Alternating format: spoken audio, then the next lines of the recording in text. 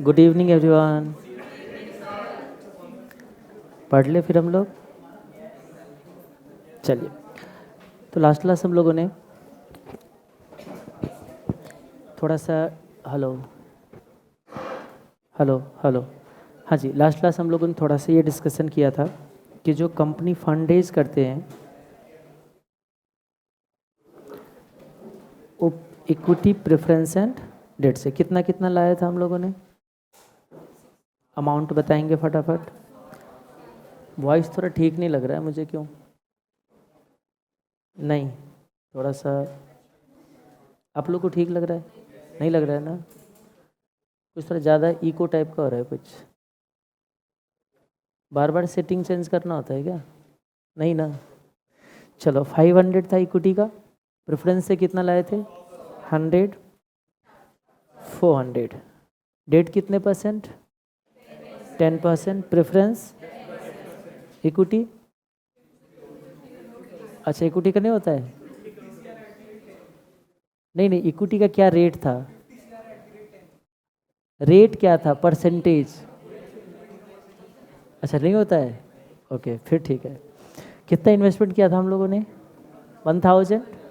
देखना नहीं, उतना तो माइंड में हो जाना चाहिए। कुछ कमा के लाया था 20%। क्या बोलते इस परसेंटेज रिटर्न को? रिटर्न ऑन कैपिटल एम्प्लॉयड बोलो, ज़्यादा बेटर है। ये इंस्टीट्यूट की लैंग्वेज है, रिटर्न ऑन कैपिटल एम्प्लॉयड, क्योंकि ये है कैपिटल एम्प्लॉयड। ये ही कैपिटल एम्प्लॉयड इन्वेस्टमेंट हुई थी, इस पे हमने 20% अर्न कर लिया। तो ये जो रिटर्न ऑन कैपिटल एम्प्लॉयड है, ये फिलहाल अभी हमारा प्री टैक्स है, टैक्स से पहले का रिटर्न ऑन कैपिटल एम्प्लॉयड। जो अमाउंट में आ रहा है ये 20% किसका है? कैपिटल एम्प्लॉयड का, यानी कि ये 20 करोड़ बन रहे थे हमारा। तो जो 200, तो ये जो 200 CR जो हमने अर्न किया था, ये तीनों इन्वेस्टर का अर्निंग था। इसलिए हमने बोला था ये अर्निंग जो है बिफोर इंटरेस्ट एंड टैक्स, तो इसलिए इसको EBIT बोला जाता है। ये मेन बिजनेस का प्रॉफिट है। याद रखना, कभी भी कोई बोला जाए कि मेन बिजनेस का प्रॉफिट कितना है, अगर कोई बोले तो ये आपका बिजनेस का प्रॉफिट होते हैं। कभी भी PAT बिजनेस का प्रॉफिट नहीं है, ना PBT जो आप लोग कैलकुलेट करते हो, प्रॉफिट बिफोर टैक्स या प्रॉफिट आफ्टर टैक्स, ये मेन बिजनेस का प्रॉफिट नहीं है। मेन बिजनेस का प्रॉफिट आपका EBIT है, और मेन बिजनेस को हम लोग यहाँ पे ऑपरेटिंग एक्टिविटी बोलते हैं। यानी कि जो आपका मेन बिजनेस है वो ऑपरेटिंग एक्टिविटी है, तो इसीलिए इसको बोलते हैं ऑपरेटिंग प्रॉफिट। अब मुझे कोई बताएं कि जो आप लोगों ने अकाउंट्स में कैलकुलेट किया प्रॉफिट आफ्टर टैक्स या प्रॉफिट बिफोर टैक्स, वो बिजनेस का प्रॉफिट क्यों नहीं है? ये क्यों प्रॉफिट है? इसका कोई आंसर दे सकते हो? जैसे आप मान लीजिए इसमें से हम इंटरेस्ट हटाएंगे, PBT आ जाएगा। उसको हम बिजनेस का प्रॉफिट क्यों नहीं बोल रहे? इसको क्यों बिजनेस का प्रॉफिट? ऑपरेटिंग प्रॉफिट में EBIT क्यों आता है? कोई बता सकते हैं?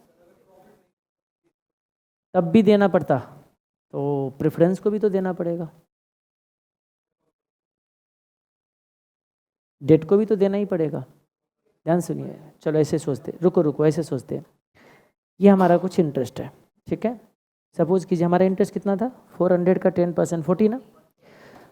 जब हमने EBIT अर्न करके लाया था, पहले हमने क्या पे किया? इंटरेस्ट। क्या बिजनेस का खर्चा नहीं है? खर्चा है कि नहीं है? तो मान लीजिए हमने 40 माइनस कर दिया 200 में से, कितना बचा? 160।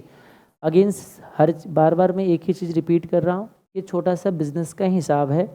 रट्टा लगाने की कोशिश मत करना, कोशिश करो इसको समझ ले। समझा हुआ रहेगा, कहीं पे भी लैंग्वेज अप डाउन करेगा उसको आप फेस कर सकते हो, नहीं तो एज इट इज़ क्वेश्चन आ गया आराम से सॉल्व हो जाएगा। थोड़ा सा क्वेश्चन में ट्विस्ट हुआ तो कोई बात नहीं, अगले अटेम्प्ट देख लेंगे। कुछ बच्चे ऐसे माइंड सेट वाले भी होते, वैसे आप लोग में से 90% नहीं हो मुझे मालूम है। तो इंटरेस्ट आपने 40 माइनस कर दिया तो कितना हो गया बताएं? इसको हम बिजनेस की प्रॉफिट क्यों नहीं बोल सकते? बस इतना मुझे चाहिए, ज़्यादा कुछ नहीं, ठीक है। तो और भी तो पेमेंट होगी, तो सारे पेमेंट हम माइनस करके प्रॉफिट होती है। प्रॉफिट हम क्या बोल रहे, देखिए ऑपरेटिंग प्रॉफिट। प्रॉफिट तो वो होता है जो सारे खर्चे माइनस करके होते हैं। ये खर्चे भी माइनस करो और तब जो प्रॉफिट आया उसको बोलो ना प्रॉफिट। आप इसको क्यों बोल रहे हो मेन बिजनेस की प्रॉफिट? ये होना चाहिए ना, ये खर्चा मेरा बिजनेस का खर्चा नहीं है क्या? बस इतना ही मुद्दा है। क्या ये खर्चा बिजनेस का खर्चा है या नहीं है? नहीं है, नहीं है। यही सब समझ के चलो, तो आगे जाके प्रॉब्लम होगा। ये बिजनेस का खर्चा नहीं है। जैसे आपने बोला फाइनेंस का, बहुत बढ़िया, ये फाइनेंस कॉस्ट है, ये बिजनेस का कॉस्ट नहीं है। बोलोगे इसमें क्या डिफरेंस है? चलो कोई एक बिजनेस शुरू करते हैं। किसी को कुछ क्वालिफाई करके कुछ एक बिजनेस करने का मूड है क्या? कुछ सोचा है पॉइंट में? हाँ जी बताइए। अच्छा अभी नहीं सोचा है। स्पेयर पार्ट्स का, जैसे पिछले बार एक हमारे स्टूडेंट थे, वो कहते मुझे मोमोज का बिजनेस मुझे बहुत बढ़िया लगता है, बहुत प्रॉफिट मार्जिन है उसमें, मैं तो सोच रहा हूँ वही करूँगा। मतलब कैसे करोगे? तो 2-4 लोगों को हायर करेंगे, मटेरियल देंगे, सब कुछ देंगे, वो बेचेंगे, हम करेंगे इस तरीके से। तो वैसे अगर आपके माइंड में कुछ भी हो, जैसे आपने बोला कि स्पेयर पार्ट का कुछ करना है, सोचना थोड़ा ध्यान से। मान लीजिए इनको लगता है मोटर का कुछ पार्ट्स हमें सेल करना है, यही सोच रहे हो, ठीक है। एक चीज़ ध्यान से सोचिएगा, इन्होंने मोटर का पार्ट्स वगैरह कुछ सेल किया, इन्वेस्टमेंट किया इन्होंने 500 का, 500 का इन्वेस्टमेंट किया। इससे इन्होंने कुछ अर्न करके भी ले आए, सपोज 20% ही अर्न करके लाए, इसने 100 कमाया, ठीक है। लेकिन जब ये क्वालिफाई करके बिजनेस शुरू करना चाह रहे थे तो इसको कोई पैसे देने को तैयार नहीं थे, ठीक है। इन्होंने बोला कोई बात नहीं, जितना इंटरेस्ट लेना है मैं देने को रेडी हूँ, बस पैसे दे दे तू। मान लीजिए इन्होंने अपने एक दोस्त को अप्रोच करते हैं, उनके दोस्त ने बोला कि ठीक है भाई, मैं पैसे देने को तो तैयार हूँ, बट मैं 25% इंटरेस्ट लूँगा। 2%, चलो 2.5%। आप लोगों को पता है प्राइवेट लोन में 2% भी जाते हैं पर मंथ, वो तो शायद मैंने कम बोल दिया है, 2.5 भी जाते हैं। 2 to 2.5% आपका per month interest private loan में चलते हैं। तो मान लीजिए इसको 2.5% पर मंथ का मिला, तो मुझे बता दीजिए एनुअल कितना हुआ, क्योंकि बैंक तो इनको अभी लोन देगा नहीं, तो पर मंथ के बेसिस पे इन्होंने लोन लिया। बताएं कितना हो जाता है? 30% पर एनम। और ऐसा नहीं कि बहुत ज़्यादा है, ये चल रहे हैं। आज भी अगर आपको किसी को देना हो 2.5% पर मंथ, तो लेने वाले बहुत सारे मिल जाएंगे आपको, ठीक है। तो आप मुझे बताइए पर एनम इतने परसेंट पे इंटरेस्ट पे लोन ले लिया इसने, सॉरी 30%। आप मुझे बताइए इनको कितना इंटरेस्ट पे करना है? कितना इंटरेस्ट पे करना पड़ेगा? 150। अच्छा 150 का इंटरेस्ट इनको पेमेंट करना है। इन्होंने कितना कमाया था बिजनेस से अभी? ये प्रॉफिट अभी इंटरेस्ट पे करने से पहले की बात कर रहा हूँ। इन्होंने प्रॉफिट जो जनरेट किया 100 का, कैपिटल पर प्रॉफिट आना इज बिजनेस का profit and debt is also capital. Capital पर प्रॉफिट आना बिजनेस का प्रॉफिट, क्या बोल रहे हैं? कैपिटल पे प्रॉफिट आना, दिस इज कैपिटल, ठीक है। इस पे जो प्रॉफिट आना है बिजनेस का प्रॉफिट। हाँ तो ये खर्चा हम यही तो बता रहे हैं कि ये बिजनेस का खर्चा है या नहीं है, बस हमें ये जानना है। चलो ओके, इधर देखते हैं कि 150 इन्होंने पेमेंट किया, 100 इंटरेस्ट पे करने से पहले के प्रॉफिट थे। नेट में क्या हुआ इनका? लॉस हुआ। कितने का? तो अब ये अगर इस बिजनेस को गाली दे तो सही कर रहे हैं या गलत कर रहे हैं? पहले इतना बस मत बता दो। अगर ये कहते कि नहीं ये स्पेयर पार्ट सेल करने वाले बिजनेस बहुत बेकार है, ये तो लॉस देता है, क्या इसके बिजनेस को गाली देना ठीक है या इनके अपने फंडिंग के प्रॉब्लम था इनका? तो फिर बिजनेस को गाली देना तो ठीक नहीं है। इसका मतलब आप कहीं ना कहीं ये कहना चाह रहे हो कि ये बिजनेस का एक्सपेंस तो नहीं है। ध्यान से सुन लो, अभी तो आपने बोला कि बिजनेस को गाली देना ठीक नहीं है, इसका मतलब ये खर्चा बिजनेस का नहीं है। कोई दिक्कत किसी को? अकाउंट्स में जो मर्जी पढ़ो, मुझे उससे मतलब नहीं है। फाइनेंस में कभी भी इंटरेस्ट आपका ऑपरेटिंग एक्सपेंस में नहीं आता है, ये बिजनेस के खर्चे में नहीं आता है। ये किस खर्चे में आते हैं? फाइनेंस, यानी कि जो फंडिंग करना, फाइनेंस करने का खर्चा है ये। आपने गलत तरीके से फंड रेज किया, क्यों गए आप अपने दोस्तों के पास 2.5% पर मंथ इंटरेस्ट पे लोन लेने? नहीं लेते, अब बैंक को अप्रोच करते, किसी और जगह से करते। आपके फंडिंग में प्रॉब्लम थे, बिजनेस में प्रॉब्लम नहीं है। इसीलिए जब भी हम कोई चीज़ यहाँ पे एनालाइज करते हैं तो फाइनेंस पोर्शन को अलग कर देते हैं और बिजनेस पोर्शन को अलग करते हैं। क्लियर यहाँ तक? ओके, तो मुझे बता दीजिए फाइनेंस में कितने कॉस्ट आएगा फिर? फाइनेंस में कितना कॉस्ट आएगा? आवाज़ थोड़ा कम आ रहे हैं। कितने नंबर काउंटिंग करके बताओ ना, फाइनेंस में कितने खर्चे, कितने नंबर ऑफ खर्चे हो सकते हैं? 3। कौन कौन से? देखो, कॉस्ट हम लोग जब भी बात करेंगे वो परसेंटेज में होगा, ठीक है, हमेशा याद रखना। हम किस में बात करेंगे? परसेंटेज में। वैसे हम जब भी बात करें एक्सपेंस की बात करेंगे, ठीक है। अगर अमाउंट में बात करना है एक्सपेंस बोलेंगे, कॉस्ट बोलना हो परसेंटेज में बोलेंगे, अर्निंग बोलना है अमाउंट में बोलेंगे, रिटर्न बोलना है परसेंटेज में बोलेंगे। होता है ना कभी कभी एक थोड़ा सा स्टैंडर्ड बना लेते लोग, बोलते बोलते रिटर्न बोलते ही लोग परसेंटेज में वर्ड यूज़ करते हैं, ठीक है, फाइनेंस के टर्म में। स्टार्टिंग में ABCD भी तो सिखाया गया, तभी तो सीखे ना। ये A है, ये B है। अगर बचपन में आपको सबने बोला होता कि ये है A और ये है B, तो आप यही आज जान रहे होते। इसको क्यों बोलते हैं A? कभी सोचा? इसको बोलते हैं 1, ये है 2, ये है 3। ये 1 क्यों नहीं है? ये 1 क्यों नहीं है?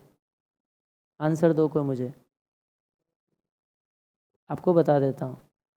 आप जब कुछ भी समझने लायक नहीं थे उस टाइम आपके सबकॉन्शियस माइंड में ये डाले गए कि यही 1 है, और उस टाइम आप क्वेश्चन पूछने लायक थे नहीं। ध्यान से सुनना आप।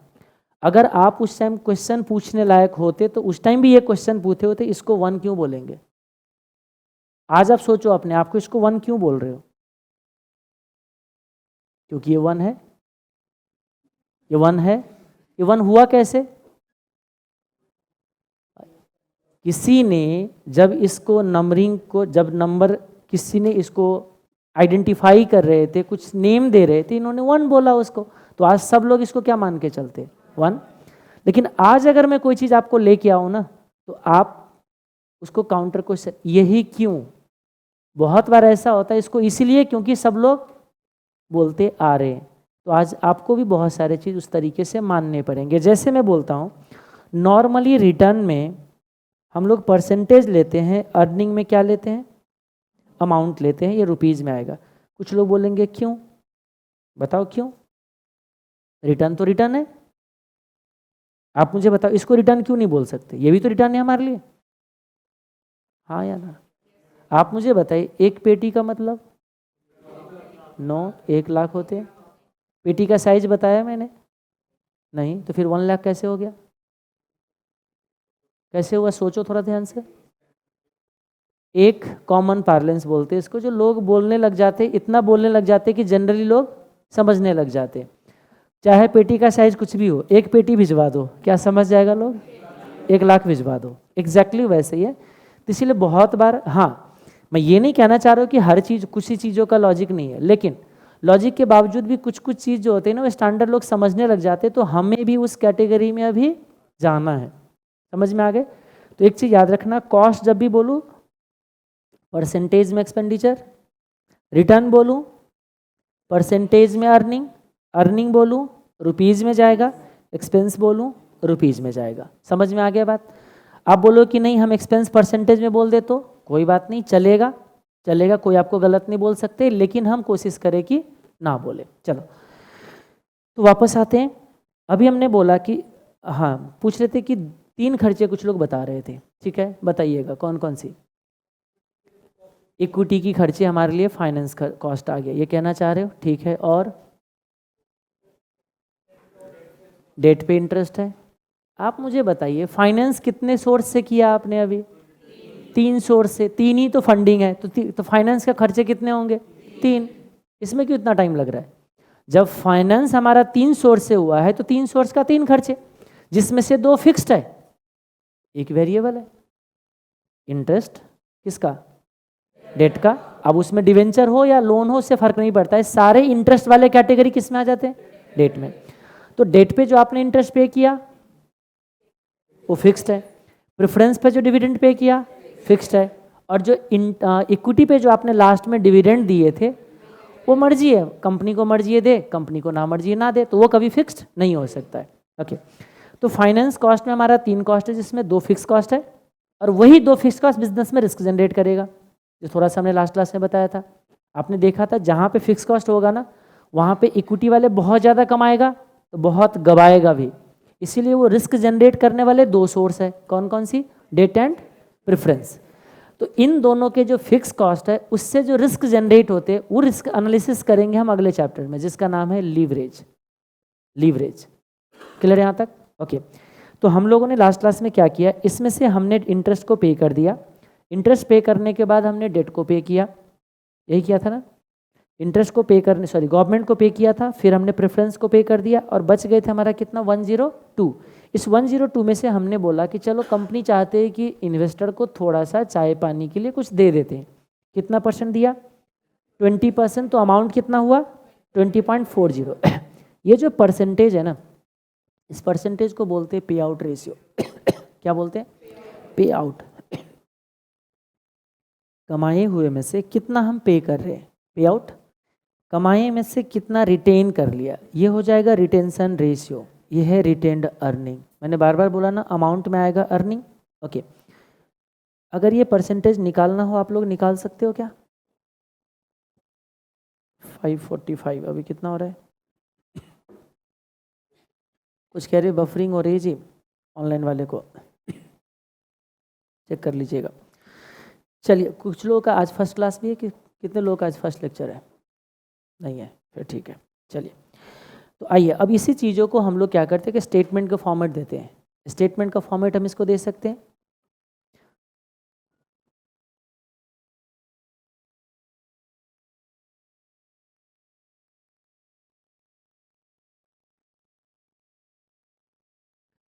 We can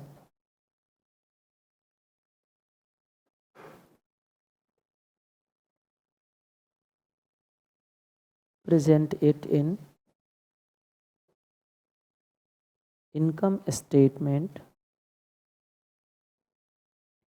as follows।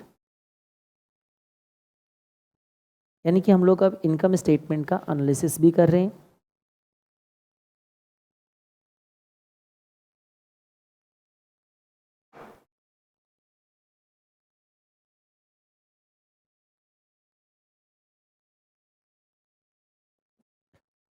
Finance में जब भी हम लोग इनकम स्टेटमेंट बनाएंगे तो उसमें क्या करना है, जैसे हमने अभी बताया, पहले बिजनेस का प्रॉफिट निकालना है, देन उसके बाद फाइनेंस खर्चे हटाना है, और तब फिर मालिक का प्रॉफिट भी बताना है। इसका मतलब अगर ओनर का प्रॉफिट हमें बताना है तो कितने फाइनेंस कॉस्ट माइनस होगा? 2 नहीं, ओनर का बताना है। ओनर का प्रॉफिट बताने के लिए 2 फाइनेंस कॉस्ट माइनस होंगे, वो दोनों फाइनेंस कॉस्ट है। तो इसमें क्या किया जाता है, हम लोग जब भी इनकम स्टेटमेंट बनाते हैं फाइनेंस के अंदर, तो पहले इस कॉस्ट को भी 2 पार्ट में डिवाइड कर देते हैं, वेरिएबल एंड फिक्स्ड में। वेरिएबल फिक्स्ड में अकाउंट्स में कैसे करते हैं, कॉस्टिंग में कैसे करते हैं, सब भूल जाते हैं फिलहाल। अभी फाइनेंस की तरह सोचते हैं, ये सोचते हैं कि जो हमारा खर्चे हैं, बिजनेस का खर्चा, बिजनेस के खर्चे में इंटरेस्ट और प्रेफरेंस डिविडेंड, ये 2 चीज़ नहीं आएगा। इस दोनों के अलावा बाकी सारे खर्चे किसका खर्चा हो जाएगा? आपका बिजनेस का। फिर उसको भी हम 3 पार्ट में बांटेंगे। कॉस्टिंग पढ़ लिया है? कॉस्टिंग में कॉस्ट शीट पढ़ लिया कितने लोगों ने? नहीं पढ़ा अभी कॉस्ट शीट। ओके, कब आ जाएगा?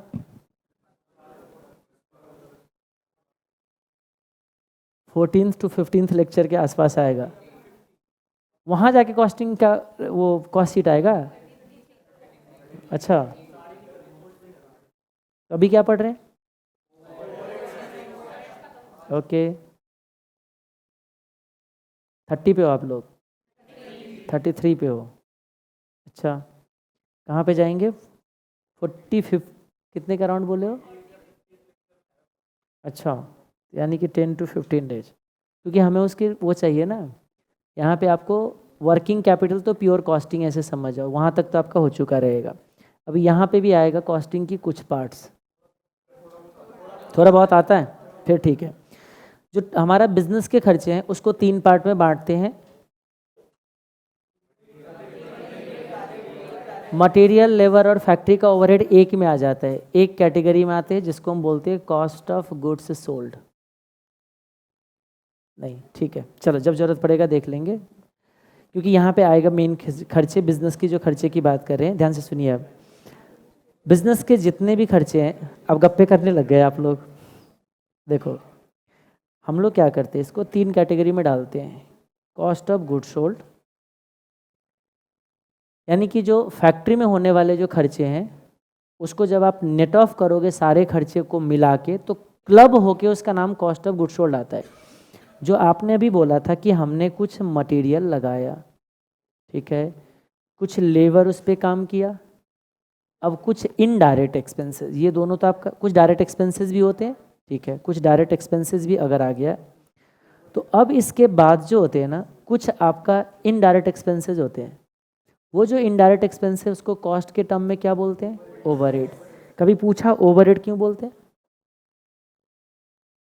यही मैं क्वेश्चन आप लोगों से पूछ रहा था। ऐसा नहीं कि लॉजिक नहीं होंगे, बहुत सारे चीज़ का, जब भी किसी ने कुछ नाम डाला होगा, कुछ सोच के ही डाला होगा। अब ओवरहेड क्यों नाम डाला अब वो जाने, ऐसा तो नहीं कि सारे खर्चे सर के ऊपर होता है। हाँ जी, अब इलेक्ट्रिसिटी की लाइट कहाँ से आ रही है बताओ, इलेक्ट्रिसिटी के खर्चे उसमें आ रहे हैं सब। तो जो भी हो हमें नहीं पता, ओवरहेड बोलते। तो अब ये हम लोगों ने मान लिया, जैसे ABCD, या अगर आप लोग को पता हो तो बताओ, मुझे नहीं मालूम ओवरहेड क्यों नाम पड़ा है। इनडायरेक्ट एक्सपेंसेस को ओवरहेड क्यों बोलते हैं, आप लोगों को पता है किसी को? मुझे नहीं पता जी। हाँ जी बताइए।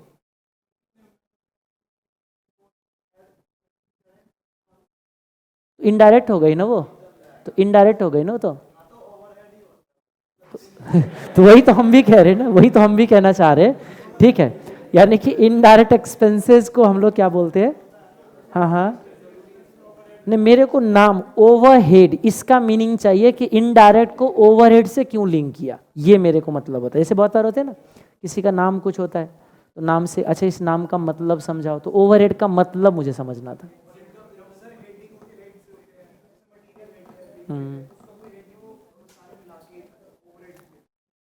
उसका कोई हेड नहीं है? अच्छा चलो ठीक है, सब लोग समझ रहे हो ना? बस हो गया, मैं भी समझ रहा हूँ, काफ़ी। तो यानी कि ये जो है ये सारे डायरेक्ट था। डायरेक्ट में कौन कौन आ रहे थे आपका? Material, labour, overhead. अब इसमें भी क्या होता है, अब मटेरियल में भी कुछ ओपनिंग क्लोजिंग होगा, एडजस्टमेंट कर लेते हैं तो मटेरियल कंज्यूम्ड बन जाता है। कोई बात नहीं, अभी नहीं जानते तो इसको जब क्लब करते हैं ना इस तीनों को, ठीक है, तो कुछ प्राइम कॉस्ट वगैरह कुछ बनता है, वो सब पढ़ोगे आप कॉस्ट शीट में। अभी हमें उस उतने नाम के अंदर नहीं जाना है। अब क्या होता है, जो इनडायरेक्ट एक्सपेंसेस जो होते हैं वो आपका 3 प्लेस पे किया जाता है, एक फैक्ट्री में, एक ऑफिस में जिसको एडमिनिस्ट्रेशन बोला जाता है, और एक आपका सेलिंग का। 3 होते ओवरहेड का कैटेगरी। एक जो ओवरहेड की कैटेगरी है हम डायरेक्ट के साथ मर्ज कर देते, फैक्ट्री वाले, जिसको हमने फैक्ट्री ओवरहेड बोल दिया। ये जो मर्ज होते हैं ना, तो कॉस्ट ऑफ गुड्स सोल्ड आते हैं। क्यों आते हैं, अब वो सब कॉस्टिंग वाले सर से थोड़ा सा एनालिसिस करते रहना, क्योंकि वो ज़्यादातर कॉस्टिंग की पार्ट है। हाँ, मुझे बस नाम से मतलब है, क्योंकि रेशियो भी स्टार्ट करोगे ना, जैसे प्रॉफिटेबिलिटी रेशियो में पहुंचोगे, क्योंकि कैटेगरी वाइज हमें रेशियो पढ़ना है, 4 रेशियो होता है। अभी तो हम सारा क्या करें, ओवरऑल आपको इधर से उधर घुमा रहे हैं, किसी को हम स्पेसिफिकली नहीं जा रहे अभी। लेकिन अब आज हम कैटेगरी वाइज शुरू करेंगे। लिक्विडिटी का अलग, कैपिटल स्ट्रक्चर का अलग, प्रॉफिटेबिलिटी का अलग, एक्टिविटी का अलग, तो देखेंगे। तो वहाँ जब जाओगे तो हमें बस एक नाम चाहिए होता है, कॉस्ट ऑफ गुड्स सोल्ड। और जो ऑफिस में खर्चे होते हैं, अब ऑफिस और फैक्ट्री तो इतना पता होगा, जैसे मान लीजिए कहीं पे प्रिंटिंग हो रही है, तो जहाँ पे प्रिंटर चल रहा होगा, मशीन चल रहा होगा, वो फैक्ट्री हो गया। एक रिसेप्शन पे कोई बैठे होंगे, वो क्या हो गया हमारे लिए? Office, administration. मान लीजिए रिसेप्शन पे बैठे हुए, ऐसे सोचते, यहीं के लिए सोचो, बहुत बढ़िया एग्जाम्पल है। रिसेप्शन कहाँ है? ऊपर बोलो, वो थोड़ा सा टेम्पोररी है, ज़्यादा तो रिठाला वाले क्राउन हाइट में, ठीक है। वो इंटरमीडिएट के लिए काम कर रहा है या फाउंडेशन के लिए? फाउंडेशन की क्लास ऊपर, इंटरमीडिएट नीचे। वो किसके लिए काम कर रहा है? दोनों के लिए।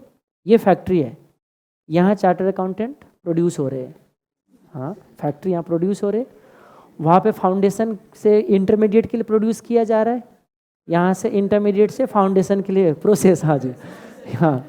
तो आप मुझे बताइए, एक तरीके से देखा जाए तो कॉस्टिंग के टर्म में ये फैक्ट्री है, मैं फ़िलहाल लेबर में हूँ, हाँ फैक्ट्री में जहाँ प्रोड्यूस किया जा रहा है, अभी यहाँ पे काम करने वाले लेबर हूँ मैं फ़िलहाल के लिए, ठीक है। ये इलेक्ट्रिसिटी वगैरह यूज हो रहे हैं, ये आपका फैक्ट्री के ओवरहेड में आ जाएंगे। अब ये जो ऑफिस में बैठे हुए पर्सन क्यों इनडायरेक्ट होता है ये, क्योंकि देखो उसको डायरेक्टली ये नहीं बोल सकते कि हमारे लिए वो बैठा हुआ है। मान लीजिए जो रिसेप्शन ऑफिस रिठाला में है, क्राउन हाइट में है, वहाँ पे जो भी खर्चे आते हैं वो क्या हमारे लिए खर्चे कर रहे हो? सोचो थोड़ा ध्यान से। अब एक चीज़ याद रखना, मैं कभी भी डिस्कशन कर दूं, मैं ये अज्यूम करके चलूंगा कि मैंने ये कॉस्टिंग का डिस्कशन कर दिया है, जब मेरे रेशियो आएंगे तो मैं बोलूँगा वहाँ रेफर कर लो उस क्लास को, हो गया। हाँ, थोड़ा सा जो टॉपिक आ जाते हैं हम उसको पहले डील करने की कोशिश करते हैं। तो मैं कहता हूँ वो जो ऑफिस के खर्चे हैं, ऑफिस के खर्चे इनडायरेक्ट क्यों है? क्योंकि वो हमें सपोर्ट जरूर कर रहे हैं लेकिन डायरेक्टली हमारे लिए ही नहीं बैठे हुए हैं, फाउंडेशन वालों के लिए भी बैठे हुए हैं और कुछ और भी उनके जो ऑफिस चल रहे प्रैक्टिस का उनके लिए भी स्टाफ वहीं पे बिठा रखे हैं। एक तरीके से वो 3 एक्टिविटी में इन्वॉल्व है। तो अपना जो उनका ऑफिस का खर्चा है रिसेप्शन वाले, वो अपना 3 जगहों पे बांटे। समझ में आ गया बात? तो अभी जो है ये खर्चा डायरेक्टली इसमें नहीं आता है, इसीलिए हम लोग क्या करते हैं, जब आपको अगर मैं प्रॉफिट एंड लॉस अकाउंट आगे बनवाऊंगा आप लोगों को, हमारी इसमें रेशियो में बनानी है प्रॉफिट एंड लॉस अकाउंट, तो हम लोग क्या करते हैं कॉस्ट ऑफ गुड्स सोल्ड को डालेंगे आपको ट्रेडिंग एंड मैन्युफैक्चरिंग अकाउंट में डालेंगे, और बाकी जो 2 रह गए ना, कौन कौन सी, एक ऑफिस का, और इतना ही नहीं, अब ये मार्केटिंग का भी ऑफिस हो सकता है इनका, जिसको हम बोलते हैं सेलिंग ओवरहेड। तो ये हो गया एडमिन ओवरहेड, जिसके ऑफिस ओवरहेड भी बोल सकते हो, एडमिनिस्ट्रेशन ओवरहेड भी बोल सकते हो, कुछ भी बोलो। और एक है आपका सेलिंग एंड डिस्ट्रीब्यूशन ओवरहेड। ये जो दोनों है ना, ये गुड्स पे चार्ज नहीं किया जाता है नॉर्मली। कभी कभी अगर इसका लिंकेज इससे बना दिया जाए तो ये गुड्स पे चार्ज किया जाता है, तो कॉस्टिंग की पार्ट है वहाँ देखना। हम अभी क्या बोल रहे हैं कि हम 5 खर्चे को मान के चलेंगे फिलहाल, हमारे पूरे खर्चे के लिस्ट में 5 खर्चे, कौन कौन सी, COGS, office overhead, selling and distribution overhead, ये सारे को मिला दिया, ये हमारा मेन बिजनेस का खर्चा आ गया। मेन बिजनेस को हमने कितने पार्ट में बांट दिया? 3 पार्ट में। अब आएगा फाइनेंस का खर्चे, इंटरेस्ट और डिविडेंड। बस 5 खर्चे में ही पूरा FM चलेगा आपका। ये मेन बिजनेस का खर्चे, इसको आप चाहो तो 2 पार्ट में फिर कर लो, उसको वेरिएबिलिटी के नेचर में बांट लो, वेरिएबल एंड फिक्स, कोई बात नहीं।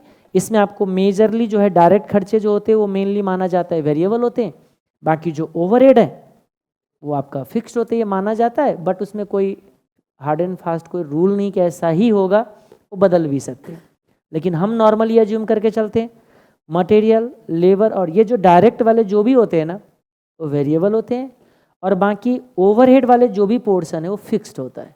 ये नॉर्मली माना जाता है जब तक कोई स्पेसिफिक रूल ना लिख के दे दे। अगर मैं कहीं पे कॉन्ट्राडिक्ट कर रहा हूँ तो आप बोल सकते हो, क्योंकि कॉस्टिंग अलग तरीके से आप पढ़ के आए हो तो मुझे आइडिया नहीं कि आप लोगों के माइंड में भी क्या चल रहा है। हाँ जी, कुछ गलत बोला मैंने? सोचो थोड़ा देर के लिए। मटेरियल फिक्स्ड होता है, कैसे करोगे फिक्स्ड, हमें भी थोड़ा सा बताओ, सोच के दिखा दो मुझे फिक्स्ड मटेरियल का भी। मैंने क्या बोला, अगर एक्सेप्शनल कुछ भी बनाया जा सकता है, लेकिन हम उतना एक्सेप्शन में ना जाए कि अच्छा मैंने बोला मुझे तो गलत ही बनाना है। होते बहुत बार एक दोस्त ने ऐसे बोला, नहीं तुम्हें तो गलत बनाना ही, चाहे जहाँ से ढूंढ के ले आए। उस तरीके के अगर माइंडसेट से ना चले तो मटेरियल आपका वेरिएबल ही बनेगा। सोच के देख लो आप, लग रहा है, लग रहा है। लेबर, सोच के देख लो, जो मशीन पे काम करने वाले जो होते हैं नॉर्मली जो होते ये माने जाते हैं, इसीलिए उसको वर्कर बोला जाता है, वो मशीन पे काम करने वाले होते हैं।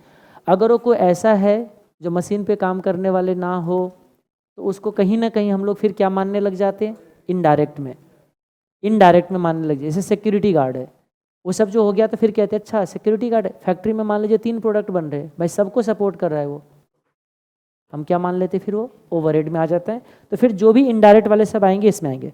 हाँ, चाहो तो लेबर में आप कुछ मंथली बेसिस पे फिक्स्ड वाले भी लेके आ सकते हो, कोई इशू नहीं है। लेकिन बार बार मैं क्या बोल रहा था आपको, नॉर्मली, जनरली, ये चीज़ भूलना मत। तो ये वेरिएबल कैटेगरी में आ जाते हैं डायरेक्ट वाले, और जो इनडायरेक्ट वाले होते हैं फिक्स्ड के कैटेगरी में आ जाते हैं। फिक्स्ड क्या होता है,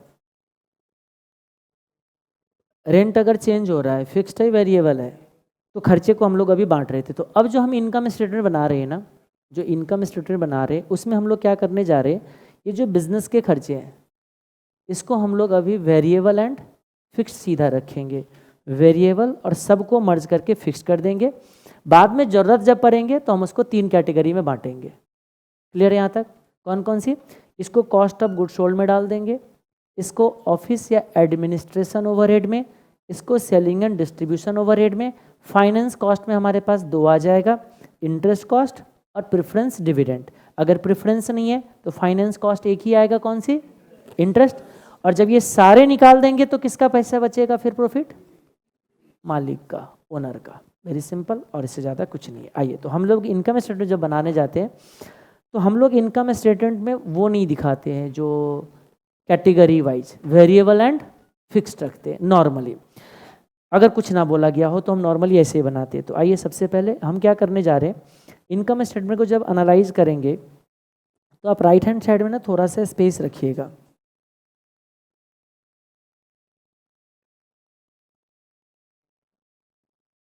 राइट हैंड साइड में इधर कुछ स्पेस रखना है। ये जो डेटा आएगा ना हमारा डिटेल, इसको हम डिटेल इस राइट हैंड साइड में लिखेंगे।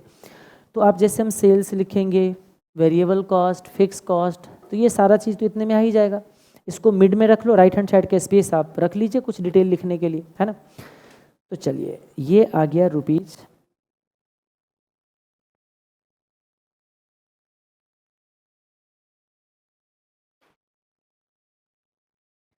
सबसे पहले हम लोग कहाँ से शुरू करते हैं?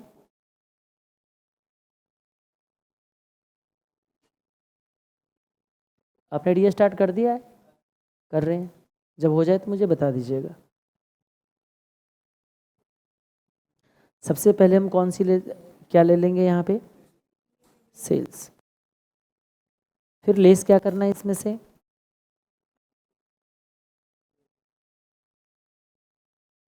Variable cost. Variable cost minus करने के बाद जो प्रॉफिट आता है उसको फाइनेंस में एक नाम दिया गया है, कंट्रीब्यूशन। अब ये याद करना पड़ेगा। वैसे इसमें अगर बोलेंगे कंट्रीब्यूशन ही क्यों, तो ये माना जाता है कंट्रीब्यूशन टुवर्ड्स फिक्स कॉस्ट। जो अब आपका जो फिक्स कॉस्ट है उसके टुवर्ड्स बिजनेस से कमाया हुआ ये कंट्रीब्यूशन है हमारे लिए। तो ये आ गया कंट्रीब्यूशन, ठीक है। जब कंट्रीब्यूशन में से हम लोग लेस करते हैं, क्या लेस करेंगे? Fix cost. कौन सी फिक्स कॉस्ट होगा इसमें? फैक्ट्री का भी हो सकता है, ऑफिस का भी हो सकता है, सेलिंग एंड डिस्ट्रीब्यूशन भी हो सकता है। सारे फिक्स कॉस्ट जब माइनस हो गए, लेकिन अभी तक याद रखना इंटरेस्ट भी फिक्स कॉस्ट था, वो इसमें नहीं है। चाहे क्वेश्चन में बोले चाहे क्वेश्चन में ना बोले, एक चीज़ दिमाग में सेट कर लो। आपके दिमाग में क्या आएगा? फिक्स कॉस्ट लिखा हुआ है तो इंटरेस्ट क्यों नहीं आएगा? इंटरेस्ट भी तो फिक्स है। सोच के देखो आप, मैं कमाऊं या ना कमाऊं, फिक्स कॉस्ट आएगा कि नहीं आएगा? आएगा ना। तो जब अगर फिक्स कॉस्ट आएगा तो इस फिक्स कॉस्ट के अंदर इंटरेस्ट क्यों नहीं है? फिर होना चाहिए। क्वेश्चन में लिख के नहीं देता है, वो क्वेश्चन में लिख के नहीं देगा, लेकिन आपको मानना पड़ेगा कि उसके अंदर नहीं है। अगर होगा ना इंटरेस्ट तो लिख के देगा। मैं कुछ नहीं बोलता हूँ, कल क्लास है कि नहीं है? नहीं भी हो सकता था, कल है ना। कुछ लोग कह रहे थे ऑडिट छुट्टी हुई है शायद, तो मुझे लेना है कि नहीं लेना है? देख लो आप, चलो अभी डिसाइड कर लेंगे बाद में, ठीक है। हाँ जी, यानी कि इसका मतलब क्या होता है, जब कुछ नहीं बोला गया हो तो एक हम कुछ तो मीनिंग निकालते हैं। तो यहाँ पे मीनिंग यही निकालना है। आप लोग अपने रजिस्टर पे जो मर्जी लिखते रहना, मैं इतना अगर बोलते जा रहा हूँ, बाद में भूल जाओगे तो मुझे कुछ मत बोलना कि सर आपने नहीं बोला था। अगर कुछ ना बोला गया हो तो फिक्स कॉस्ट का मतलब ये अज्यूम करके चलते कि बिजनेस का फिक्स कॉस्ट जिसमें इंटरेस्ट नहीं आता है, नहीं आता है। अगर इंटरेस्ट इंक्लूड है तो क्वेश्चन में लिखा रहेगा फिक्स कॉस्ट इंक्लूडिंग इंटरेस्ट, ठीक है। हाँ जी, तो फिक्स कॉस्ट, चलो इसमें किसी को दिक्कत है तो मैं लिख देता हूँ ऑपरेटिंग। वैसे मैं आगे लिखने वाला हूँ, राइट हैंड साइड में जो स्पेस है ना उसमें यही लिखने वाला हूँ कि ये सारे हमारा मेन बिजनेस का कॉस्ट है जो कि ऑपरेटिंग कॉस्ट है। ये जब माइनस हो जाते हैं तो क्या बोलते हैं इसको? आप मुझे बताओ, ये दो खर्चे, कौन सी खर्चे माइनस हुई है? बिजनेस का, ऑपरेशन का। बिजनेस बोलूँ तो ऑपरेशन बार बार दिमाग में लाना, ऑपरेशन। ऑपरेशन का खर्चा माइनस हुई है, तो अब जो प्रॉफिट आया वो कौन सी प्रॉफिट? Operating profit. उसको हम एक और नाम देते हैं EBIT। ओके, इसको हम लोग ऑपरेटिंग प्रॉफिट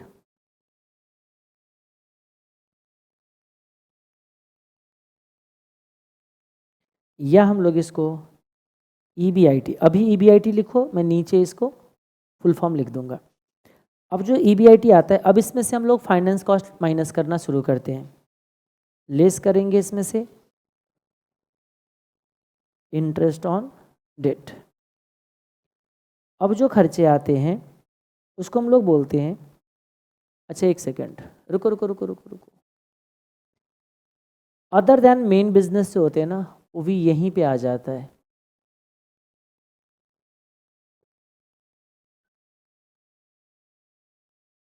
छोड़ देते हैं, क्योंकि कहीं पे भी इंस्टीट्यूट ने नॉन ऑपरेटिंग एक्टिविटी को डील किया नहीं है, तो हम भी क्यों इसको,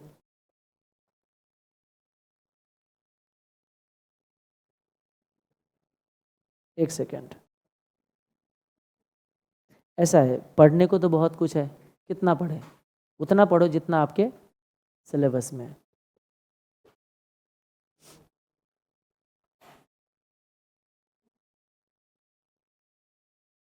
ये आपका स्टडी मैट है, नॉन ऑपरेटिंग करके हमने सर्च कर लिया है बुक में, आपके कहाँ कहाँ नॉन ऑपरेटिंग लिखा हुआ है। मुझे नहीं कहीं दिख रहा है नॉन ऑपरेटिंग की कहीं पे भी डिस्कशन किया है, तो जब नॉन ऑपरेटिंग की डिस्कशन किया नहीं, हम भी इसको छोड़ दे रहे, नहीं तो क्या होगा, यहाँ पे दो तरह का EBIT आएगा आपका।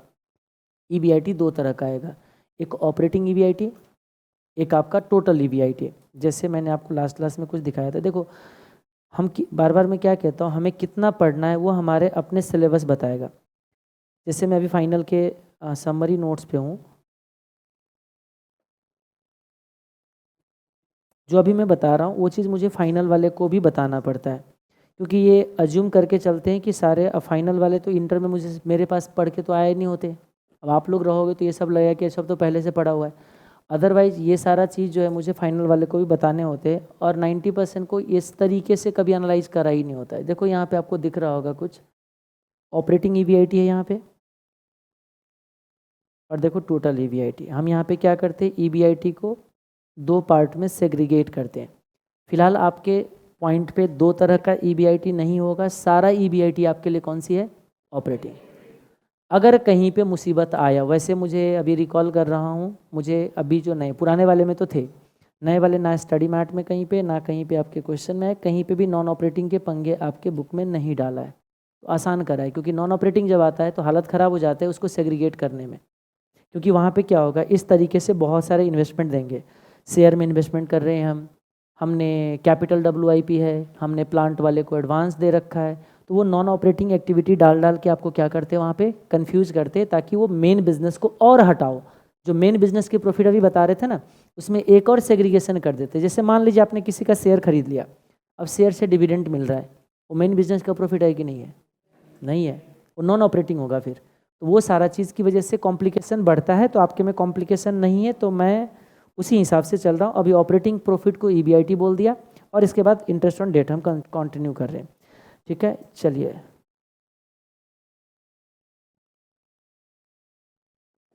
सर, वो इंटरेस्ट वहाँ स्टेटमेंट,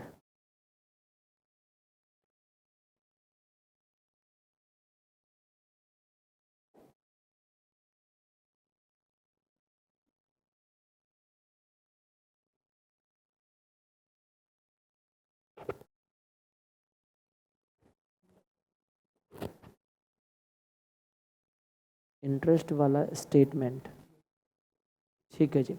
आइएगा इसमें इंटरेस्ट ऑन डेट, उसके बाद क्या आता है हमारे पास, अब जो प्रॉफिट आया उस प्रॉफिट को क्या बोलेंगे, EBT, अर्निंग बिफोर टैक्स।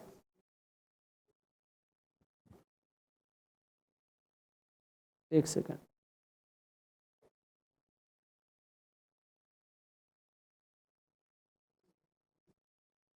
इसको हम बोलते हैं EBT, या कुछ लोग चाहे तो इसको क्या बोलते हैं, PBT, प्रॉफिट बिफोर टैक्स बोलो, अर्निंग बिफोर टैक्स बोलो, दोनों का मतलब सेम है। अब इसमें से हम लोग क्या माइनस करते हैं, टैक्स, ठीक है जी। अब इसमें से टैक्स माइनस कर दिया हमने, जितना भी आएगा चेक करेंगे। अभी नॉर्मली हम लोग 30% ही रखा करते, क्योंकि गवर्नमेंट का नॉर्मल टैक्स आपका 30 मिलेंगे। अब जो आएगा उसको हम लोग क्या बोलते हैं, EAT बोलो या उसको PAT बोलो, यहाँ तक तो हम लोग पहुँच जाते हैं सबसे पहले। हमारे एग्जाम्पल में EBIT कितना था? हमारे एग्जाम्पल में EBIT कितना था?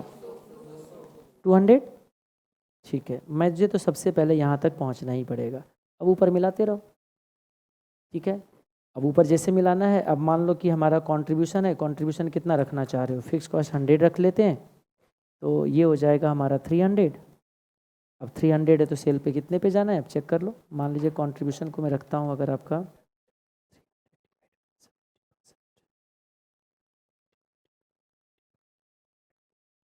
मैं कंट्रीब्यूशन कर दे रहा हूँ आपका 20%, तो वेरिएबल कॉस्ट कितना आ जाएगा? सही बोल रहा हूँ मैं? एक सेकंड, कुछ गड़बड़ तो नहीं हो गई? चलेगा। तो मुझे बताइए सेल्स कितना हो जाएगा? 1500। इतना भी हिसाब मिलाने में दिक्कत हो रही क्या? या मूड नहीं कर रहा है इस पढ़ने का? देखना हिसाब सही है?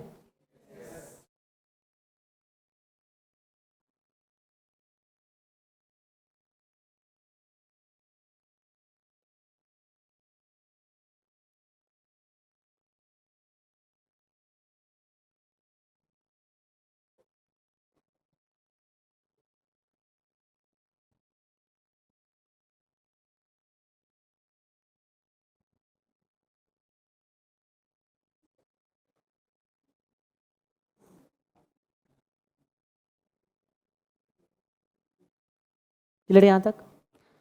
इंटरेस्ट हमारा कितना था? 40। हमने किसको इनकम स्टेटमेंट में कन्वर्ट कर रहे बताइए? इसी चीज़ों को हम इनकम स्टेटमेंट में दिखा रहे हैं जो हम दिखाते हैं नॉर्मली। तो ये देखिए 40 आ गया। अब हमारा PBT कितना बचा बताइए? 160। टैक्स कितना आया था? 48 का। PAT कितना था हमारा? 112 का। ठीक है जी, ये हमारा 112 आ गया। अब इसमें से क्या लेस करना है? अब जो ये प्रॉफिट बचा हुआ है किसका है? इसको लिखना शुरू करते हैं। इधर राइट हैंड साइड में जो हमने स्पेस रखा था ना, इसको लिखिए। ये जो दोनों खर्चे हैं ये रिलेटेड टू किससे हैं? मेन बिजनेस से। ये जो दो खर्चे हैं आपका,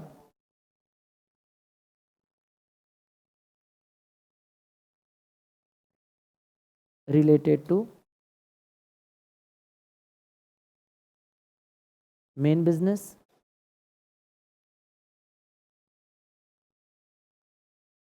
related to main business.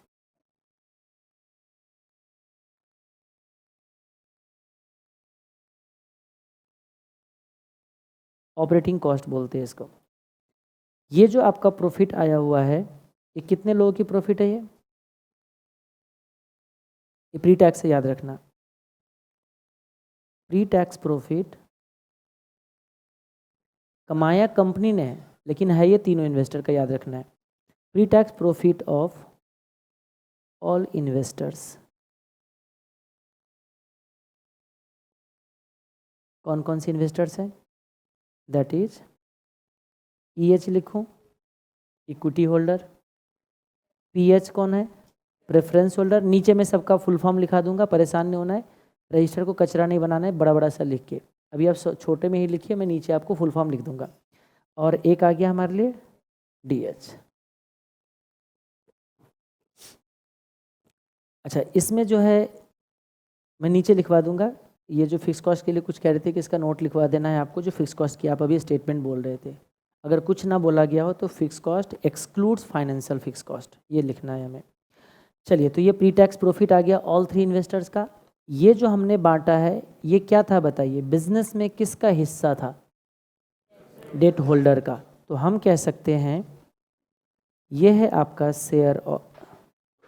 Share of debt holder in profit. अब कुछ लोग बोलेंगे प्रॉफिट में कहाँ से हिस्सा हुआ? लॉस होगा तब भी देना पड़ेगा। ठीक है, आप बोल सकते हो, कोई इशू नहीं है। या हम कह सकते हैं कम share holder, sorry, debt holder का जो क्लेम था वो उन्होंने अपना रिसीव कर लिया, लेकिन याद रखना ये प्री टैक्स है, डेट होल्डर को टैक्स देना पड़ेगा।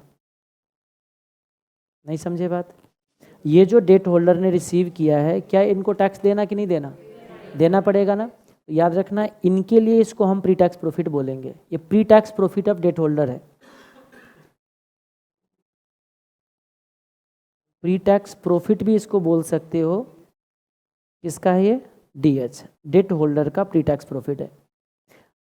ये जो प्रॉफिट बचा है अब, इसमें तो खैर सबका हिस्सा है तो गवर्नमेंट का भी, लेकिन हम क्या बोलते हैं पता है, जब एक को पेमेंट कर दिए तो ये प्रॉफिट किसका बचा? दो लोगों का। किस किस का? इक्विटी एंड प्रेफरेंस का। तो इक्विटी एंड प्रेफरेंस होल्डर का ये प्री टैक्स प्रॉफिट है। आगे एनालिसिस में बहुत ज़्यादा यूज होगा। यूज कैसे होगा? जब इन्वेस्टमेंट दो लोगों का लोगे तो प्रॉफिट कभी तीन लोगों का नहीं ले सकते आप। इन्वेस्टमेंट अगर दो लोगों का लेंगे, इक्विटी का और प्रेफरेंस का इन्वेस्टमेंट कभी हम कंसीडर करेंगे, तो ये प्रॉफिट कभी नहीं ले सकते आप। अगर ये प्रॉफिट ले रहे हो तो इन्वेस्टमेंट, क्योंकि आगे रेशियो निकालना है तो बार बार आपको कंपैरिजन करना पड़ेगा, अलग अलग प्रॉफिट का कंपैरिजन चलेगा। तो उस टाइम पे क्या होगा, इस प्रॉफिट के साथ कभी भी इन्वेस्टमेंट लोगे, मान लीजिए ये प्रॉफिट कितने इन्वेस्टमेंट पे है? तीन लोगों का। कितने पैसे लगा था? 1000। तो इस प्रॉफिट का परसेंटेज आप नाम कुछ भी रख दो, बुक में कुछ भी लिखा हो, फिर से रिपीट कर रहा हूं, बुक में कुछ भी लिखा हो, आंसर में इंस्टीट्यूट कुछ भी दे दे, वो गलत होगा। अगर इस प्रॉफिट को दो लोगों के इन्वेस्टमेंट के साथ कंपेयर करें, या इस प्रॉफिट को तीन लोगों के इन्वेस्टमेंट के साथ कंपेयर करो, वो इंस्टीट्यूट का सॉल्यूशन गलत है। ये कुछ बात समझ में आई आपको? मिलेगा, पहला ही क्वेश्चन में मिलेगा। पहला ही क्वेश्चन में इंस्टीट्यूट ने क्या करा है, प्रॉफिट लिया है ये, ठीक है, और इन्वेस्टमेंट किसका लिया है? तीन लोगों का, 1000 रुपये का। अब उसने पूछा था प्रॉफिट का रेशियो, तो 1000 की इन्वेस्टमेंट पे 112 का प्रॉफिट ले रखा है और उस रेशियो निकाल के दे रखा है पहले ही क्वेश्चन जो हम सॉल्व करेंगे उसके अंदर। अब आप बोलो कि इंस्टीट्यूट किया है तो ठीक ही होगा भाई, तो इंस्टीट्यूट 10 क्वेश्चन सॉल्व कर रखे हैं, इंस्टीट्यूट 50 क्वेश्चन सॉल्व कर रखे हैं भाई, तो ये 50 क्वेश्चन के अंदर हर जगह पे सिमिलर स्टेटमेंट या सिमिलर ओपिनियन कंसीडर करेगा ना वो। एक क्वेश्चन में कुछ और, दूसरे क्वेश्चन में कुछ और, वही चीज तो आपको फिर बुक में आपको फॉर्मूला भी बना के देने पड़ेंगे। मैं कह रहा हूं, आपने बोला कि नेट प्रॉफिट रेशियो बताओ मुझे, ठीक है, या आप रिटर्न ऑन कैपिटल एम्प्लॉयड बताओ।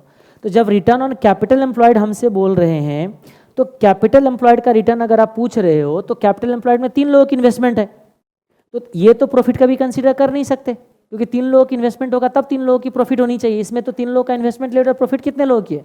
दो लोगों की। तो आपने एक क्वेश्चन में ये काम कर लिए, बाकी 50 क्वेश्चन में आपने वो काम किए कि ये प्रॉफिट लिया आपने। तो मुझे बताइए, क्या मैं क्वेश्चन वाइज आंसर याद करके जाऊं? पॉसिबल है ये? नहीं। तो ये चीज़ मान के चलना कि इंस्टीट्यूट की सॉल्यूशन भी मिस्टेक हो सकते हैं, और बहुत सारे जगहों पे हैं, बहुत सारे जगहों पे हैं। तो इसीलिए आप पहले क्या करो, लॉजिक पढ़ लो हर चीज़ों का, और बाद में देख लेंगे कि हमें क्वेश्चन के साथ क्या करना है। बहुत सारे जगहों पे मिस्टेक मिलेंगे, उस मिस्टेक को हम लोग करेक्शन कर लेंगे। इंस्टीट्यूट ने बहुत सारे जगहों पे आपकी जो नए स्टडी मैट है, जितने पुराने मिस्टेक्स थे वो सारे करेक्शन भी कर लिया है, लेकिन अभी भी कुछ जगहों पे रहता है, तो उसको वहाँ पे देख लेंगे हम लोग। ओके, तो ये जो प्रॉफिट है, ये कितने लोगों की प्रॉफिट है? इसलिए मैं बार बार लिख रहा हूँ कि ये दो लोगों की प्रॉफिट है, लेकिन ये प्री टैक्स है post tax? Pre tax. Pre tax profit of to investors. कौन कौन है? Equity holder and preference holder. Okay, ये जो प्रॉफिट है ये प्री टैक्स है पोस्ट टैक्स है? निर्मला सीतारमन जी के हिसाब से तो ये भी प्री टैक्स ही है। निर्मला सीतारमन जी के हिसाब से, करेंट टैक्स के हिसाब से तो ये प्री टैक्स ही है। दिखाओ कैसे भाई, आप मुझे बताइए। इसने जो इंटरेस्ट, ध्यान से सुनना, मैं डिवेंचर होल्डर हूं, मैंने कंपनी को पैसे दिया, कंपनी से मैंने कुछ इंटरेस्ट रिसीव किया, मेरे लिए प्री टैक्स प्रॉफिट है, क्योंकि अब गवर्नमेंट क्या कहता है पता है, इस पर टैक्स दो मुझे। ये देखो, डिवेंचर होल्डर है मान लीजिए, उसने अगर कंपनी को पैसे दे रखा है और कंपनी अगर उसको इंटरेस्ट के नाम पे कुछ पेमेंट कर रहा है, क्या इस इन्वेस्टर को टैक्स देना कि नहीं देना? टैक्स तो पढ़ लिया है ना, ये सब चीज़ तो पढ़ लिया। तो जब ये टैक्स पेमेंट करेगा तो हम कह रहे हैं कि डिवेंचर होल्डर के जो इंटरेस्ट है वो प्री टैक्स है। तो आप मुझे बताओ, आज के टैक्सेशन लॉ के मुताबिक ये जो प्रेफरेंस होल्डर को डिविडेंड इसमें से जब मिलेगा, इक्विटी होल्डर को जो इसमें से डिविडेंड मिलेगा उस पे भी तो टैक्स देना है, तो ये भी प्री टैक्स इसका मतलब तो। लेकिन मैंने क्या बोला था कल ही, भूल जाओ। आप मान लो कि निर्मला सीतारमन जी की जो स्टेटमेंट अब जो चेंज हुई है इनकम टैक्स के अंदर, वो हमारे फाइनेंस में अभी तक आए नहीं है, एप्लीकेबल ही नहीं है, ऐसे समझ जाओ। सिर्फ ये पोर्शन एप्लीकेबल नहीं है, क्योंकि ये पोर्शन एप्लीकेबल कराने के लिए उनको सारे क्वेश्चन बदलने पड़ेंगे। जितने भी क्वेश्चन आपके बुक में जो दे रखा है इंस्टीट्यूट ने, उस सारे के सारे उनको क्वेश्चन क्या करना होगा, चेंज करना पड़ेगा। पॉसिबल नहीं उनके लिए चेंज करना, ऐसे समझ जाओ। आलसी है, इतना आलसी है, हम लोगों से 10 गुना आलसी है। कौन? ऐसे है वो, आपको बाद में पता चल जाएगा जब ये देखोगे। देखो, जब मेरे बुक में जाओगे तो हर क्वेश्चन के अंदर आपको रेफरेंस मिलेगा कि कौन सी क्वेश्चन कहाँ से।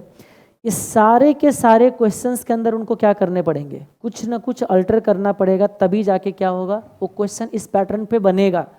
आज से सदियों से तो इन डिविडेंड क्या था, एग्जेम्प्टेड। आज तक कभी डिविडेंड टैक्सेबल था ही नहीं, इसीलिए कभी ये क्वेश्चन बना ही नहीं। इवन फाइनल तक कभी क्वेश्चन चेंज नहीं हुई है। तो हम क्या करें, ठीक है। और अच्छी बात है, हम मान लेंगे कि फाइनेंस के लिए डिविडेंड पे कोई टैक्स नहीं है। अगर वो लिख के दे दे तो हम फिर वो चीज़ तो जानते ही, उसमें कोई इशू है नहीं। तो अभी हम इसको प्री टैक्स प्रॉफिट बोले, पोस्ट टैक्स बोले? Post tax, okay. हम बोलेंगे इसको। अब टैक्स वाले टीचर अगर देख ले और बोले कि आपके टीचर गलत बता रहा है, तो ठीक है, गलत बता रहे हो, क्या करें, हमारे को मजबूरी है, गलत बताना मजबूरी है। पोस्ट टैक्स प्रॉफिट ऑफ कितने इन्वेस्टर के है ये? 2 इन्वेस्टर्स का, equity holder and preference holder. Okay, चलिए, तो ईएटी और पीएटी हमारा ये हो गया। अब इसमें से किसका हिस्सा आता है? प्रेफरेंस का। तो हम लोग इसमें से प्रेफरेंस डिविडेंड माइनस कर देते हैं। कितना था हमारा प्रेफरेंस? उसको रीस्टार्ट कर दिया था क्या? हाँ जी, आप बताएंगे लाइव वाले, सबको दिक्कत अभी भी आ रही है क्या? 10 का पेमेंट था उसका, है ना जी। अब कुछ लोग बोलेंगे कैसे आया, तो चलो एक काम करता हूँ, हिसाब भी कर देता हूँ यहाँ पे, बाद में कुछ लोग भूल जाएंगे। डेट का जो हमने इंटरेस्ट निकाला था वो था हमारा 400 पे 10%, 400 पे 10%। हाँ जी, तो ये आ गया। इसको कितना बोले हम लोग? 10, ठीक है। 21 का हिस्सा हमने बांट दिया। डिस्ट्रीब्यूटेड शेयर ऑफ, शेयर का मतलब वो हिस्सा वाले शेयर है, वो नहीं जो इक्विटी शेयर बोलते हो। Distributed share of pH in profit, profit में उसका जितना हिस्सा था हमने बांट दिया। यही प्रेफरेंस होल्डर का इनकम बन जाएगा। यही क्या है? प्रेफरेंस होल्डर का पोस्ट टैक्स प्रॉफिट है या पोस्ट टैक्स इनकम है उनका। हम ये कह सकते हैं, यही हमारे लिए ब्रैकेट में लिख सकते हो, पोस्ट टैक्स प्रॉफिट ऑफ, किसका ये post tax profit? Preference holder. हम इन्वेस्टर वाइज इसको एनालाइज कर रहे हैं। अब जो बचा उसको हम लोग क्या बोले? हम बोलेंगे अर्निंग अवेलेबल टू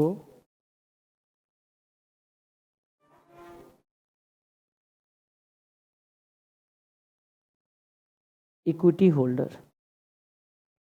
इसको हम लोग ई बोलते हैं।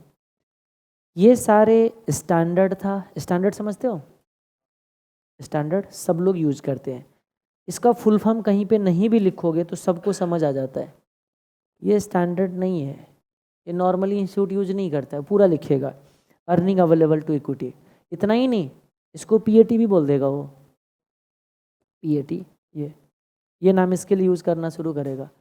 अब आपको बुक में क्या मिलेगा? अब वो कन्फ्यूजन मिलेगा। क्यों मिलेगा? इसको भी पीएटी बोलेगा बुक, आपके स्टडी मैट की बात कर रहा हूँ। इसको भी पीएटी बोलेगा, इसको भी पीएटी बोलेगा। फॉर्मूला में भी ऐसे ही लिखेगा। फॉर्मूला में भी इसको भी पीएटी लिख दिया होगा, इसको भी पीएटी लिखेगा। फिर जाके उस पीएटी को एक्सप्लेन किया होगा एज ए एक्सप्लेनेशन। कुछ बात समझ आ रही है? स्टडी मैट पढ़ोगे कि नहीं पढ़ोगे इसके बाद? नहीं पढ़ना है, पढ़ना है थोड़ा। स्टडी मैट पलटना ज़रूर है आप लोगों को, क्योंकि इतना तो पता होना चाहिए ना कि मैं बाहर से कुछ बता तो नहीं रहा हूँ। एक चीज़ याद रखना, अगर सीए में अच्छे मार्क्स लाना है, रैंक लाना है, आपको स्टडी मैट पढ़ने पड़ेंगे, ठीक है। अब बोलोगे कि हमने अगर कंसीडर कर लिया स्टडी मैट को, तो हाँ कर लिया, तब भी एक बार नज़र डालो। समझ में आ गया बात? तब भी एक बार नज़र डालो। इसलिए नज़र डालो कि क्या पता, हो सकता है मैंने जो कुछ बोला हो, इंस्टीट्यूट ने बोला हो, कुछ क्या होता है कॉन्ट्राडिक्ट होता है, तो एटलीस्ट पता तो हो कि कॉन्ट्राडिक्शन है कहीं कहीं पे। वैसे मैं बता दूँ, जहाँ पे भी मैं इंस्टीट्यूट से कॉन्ट्राडिक्ट करता हूँ, हर जगह डिस्क्लेमर लिखा हुआ होता है कि देखो इंस्टीट्यूट ने ऐसे बोला है, हमने आपको ऐसे बोला है, ताकि आपको पता होना चाहिए। बाकी सर हर पेपर में हो सकता है ना मिले, इसलिए एक बार आपको नज़र डालना चाहिए, मेरा रिकमेंडेशन है। बाकी आप जानो, है ना। वैसे मैं बता दूं, आज के 90% टीचर जो होते हैं स्टडी मैट को बेस बना के अपने स्टडी मैट, अपने मटेरियल को बनाए होते, तो इसीलिए कोई ज़्यादा दिक्कत रहता नहीं है। फिर भी एक बार नज़र डालने से एक और भी फ़ायदा होता है। सेम चीज़ मैंने जो पढ़ाया और सेम चीज़ आपके स्टडी मैट में जो लिखा हुआ, आपको दो अलग अलग तरीके से नज़र आएगा। वही क्वेश्चन आप मेरे बुक से सॉल्व करो, वही क्वेश्चन स्टडी मैट में सॉल्व करने जाओ, आपको फीलिंग अलग आएगी। क्या रुक जाएगा? विश्वास कुछ नहीं उठेगा, फीलिंग अलग आएगा। मैंने ये नहीं बोला आंसर अलग आएगा। आपको मैं बता दूं, आज के डेट पे फाइनल के बच्चे के मोर देन 50% बच्चे का एक ही क्वेरी रहता है, सर वो क्वेश्चन जब आपके बुक पे पहुंचते हैं ना, तो पता है कि क्या करना है। वही जब मैं वही क्वेश्चन को स्टडी मैट से सॉल्व करता हूँ, तो दिमाग ही नहीं चलता है करना क्या है। कैसे पॉसिबल है? सेम क्वेश्चन, आंसर तक सेम है, वैल्यू तक सेम है, पॉसिबल कैसे बताओ? जब एक ही चीज़ नहीं, बार बार जब एक ही बुक पढ़ रहे होते हो। एक सबसे पहली बात क्या है, हमारे बुक की एक खासियत है कि हर एक चीज़ों के अंदर ना टॉपिक लिखा हुआ है। सबसे पहले ऊपर में आपको टॉपिक मिलेगा, टॉपिक वाइज क्वेश्चन अरेंज्ड है। एक टॉपिक ऊपर लिखा हुआ है, 5 क्वेश्चन उसके अंदर, सेम प्लेस पे बार बार आप 5 बार एक क्वेश्चन को सॉल्व कर रहे हो। जैसे उस क्वेश्चन पे गए ना, टॉपिक आपको पता है क्या पढ़ रहे हो। आप मान लीजिए अभी पढ़ रहे हो रेशियो माइंडसेट चल रहा होता है। कभी गए आप वर्किंग कैपिटल में, आपके माइंडसेट में पहले से क्या है, क्या बताइए? Working capital. स्टडी मैट में जाते हो, चैप्टर नहीं पता है, ना हेडिंग पता है, कुछ भी नहीं पता है। जब क्वेश्चन पढ़ते हो तो लगता है अच्छा, जैसे क्योंकि है क्या, फाइनल के अंदर derivative, portfolio, similar question portfolio में मिलेगा, सिमिलर क्वेश्चन डेरिवेटिव में मिलेगा, सिमिलर क्वेश्चन कुछ और चैप्टर में मिलेगा। उनको ये लगता है कि मैं इस चैप्टर के हिसाब से करूँ, उस चैप्टर के हिसाब से करूँ, वहाँ पे यही नहीं चल रहा होता है। इसलिए मैं बार बार कहता हूँ कि सेम चीज़ जो होती है ना, जब आप कहीं दूसरे प्लेस पे देखते हो तो आपकी माइंड थोड़ा अलग तरीके से रिएक्ट करता है, ठीक है। आगे आ जाए। ई हम बोलेंगे, इंस्टीट्यूट को मर्जी है कुछ भी नाम दे दे, हम क्या बोलेंगे इसको? ई, ताकि कन्फ्यूजन हमें ना रहे। एग्जाम में आप इसको क्लियरली लिख के दे सकते हो, अर्निंग अवेलेबल फॉर इक्विटी। कितना बचा? 102 था, लेस कर देना। क्या ये किसका प्रॉफिट है? किसका प्रॉफिट है ये? मालिक का।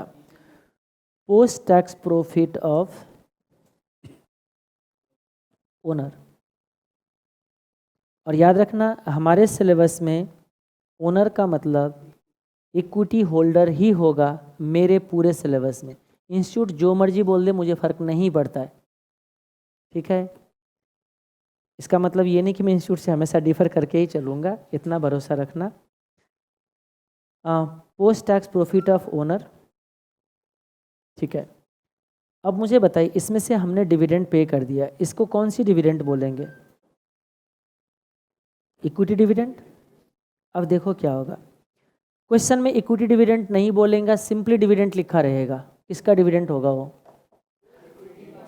भूमिका बोल रही है नो सर। अब नो का मतलब क्या है? प्रॉब्लम नहीं है या ठीक नहीं हुआ, दो चीज़ होता है। नो सर का मतलब, अब नो प्रॉब्लम। अब मैंने क्या पूछा था? अच्छा प्रॉब्लम है ये पूछा था, ओके, तो नहीं प्रॉब्लम इसका मतलब। ये क्या है? अच्छा नोटिफिकेशन यहाँ आते रहते हैं। चलो, इक्विटी डिविडेंड हमने कितना पे किया था बताओ? 20%। अब देखो यहाँ पे भी प्रॉब्लम है, ये जो 20% है वो डिविडेंड रेट नहीं है, डिविडेंड रेट नहीं है, ये पे आउट रेशियो है। पे आउट रेशियो, प्रॉफिट को कितना पे किया है। अब जब डिविडेंड रेट बोलेगा कोई कितना है तो बता सकते हो कितना होगा डिविडेंड रेट फेस वैल्यू पे। बहुत बढ़िया, 102 मल्टीप्लाई बाई 20% कितना आ रहा है हमारा बताइए, 20.40। अब अगर किसी को बोला जाए कि कितना परसेंट डिविडेंड कंपनी ने पे करा है, कितना परसेंट डिविडेंड पे किया है, अगर ऐसे बोला जाए तो 20% डिविडेंड पे किया ये नहीं बोल सकते आप, 20% प्रॉफिट का डिस्ट्रीब्यूट किया है जो कि पे आउट रेशियो होता है। मैं बार बार कह रहा हूँ टर्म्स सुनते जाओ, टर्म्स सुनो ज़्यादा, 4 बार 10 बार बोलेंगे अपने आप याद हो जाएगा। ये पे आउट रेशियो कितना हम पे कर रहे हैं, ये डिविडेंड रेट नहीं है। डिविडेंड रेट कितना होगा कोई बता सकते हैं? इक्विटी कितना है, इक्विटी कितना है 500। आप मुझे बताइए 20.4 आप डिविडेंड पे कर रहे हैं कितने का, 500 का, तो divided by 500 multiply by 100, 4.08% dividend rate है। ये डिविडेंड रेट है, मैं नीचे लिख दूंगा आपको। हाँ जी, ये जो है इसको हम बोलते हैं डिस्ट्रीब्यूटेड प्रॉफिट है। ये कौन सी है, प्रॉफिट था पूरा, ये डिस्ट्रीब्यूटेड प्रॉफिट बोला जाता है इसको, डिस्ट्रीब्यूटेड प्रॉफिट इसको बोलते हैं, बहुत बार बोलते हैं डिस्ट्रीब्यूटेड प्रॉफिट।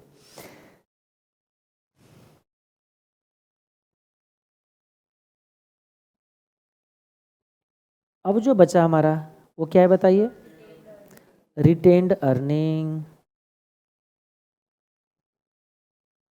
कितना था, 81.60।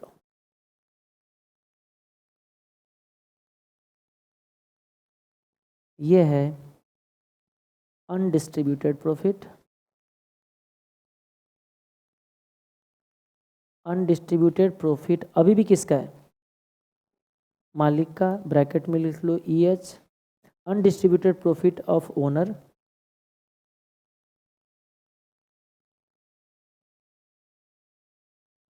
कंपनी ने रखा जरूर है, कह रहे कि ठीक नहीं हुआ है।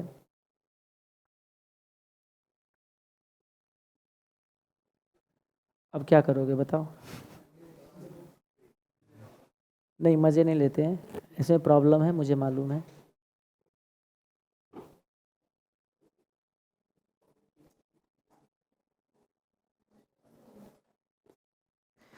रवि को बोलिए एक बार देखिएगा, इसमें प्रॉब्लम होगा कुछ। ठीक है, आइए वापस। तो ठीक है, यहाँ तक आ गए। अब हम लोग कुछ शॉर्ट फॉर्म लिखा था उसका लिखिए।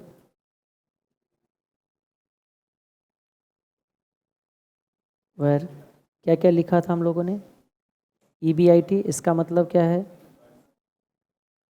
अर्निंग बिफोर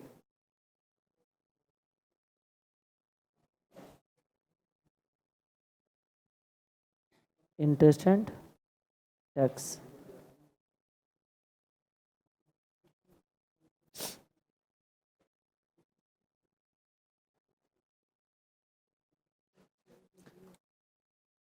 आपने बोल दिया है,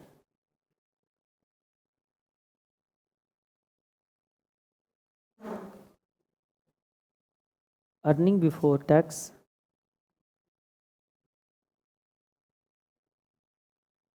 EAT क्या था,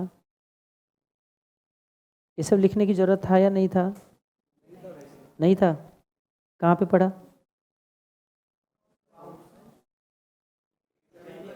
अकाउंट्स में कब पढ़ लिया, अच्छा 12th में।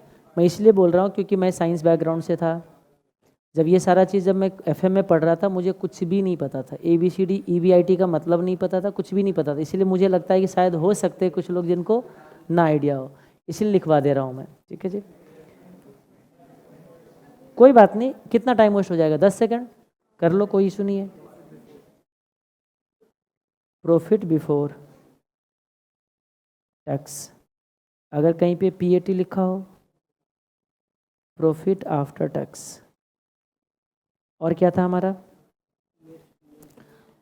यही तो ऑलरेडी लिखा ही हुआ था। हाँ, EH का मतलब था हमारा इक्विटी होल्डर, PH का मतलब रेफरेंस होल्डर, ये DH का मतलब था हमारा डेट होल्डर,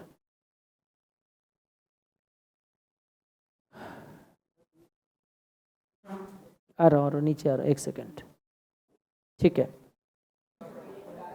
चलिए अब लिखते हैं हम लोग, unless otherwise stated, assume fixed cost is only operating fixed cost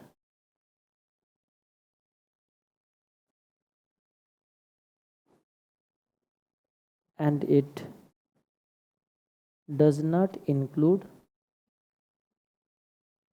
क्या बताइए,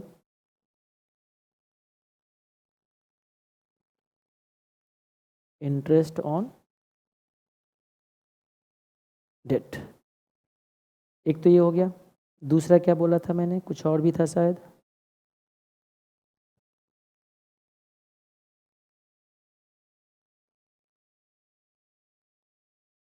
currently dividend is taxable income for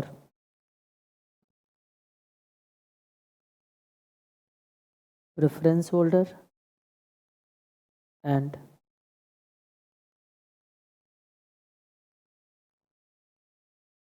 equity holder, but we assume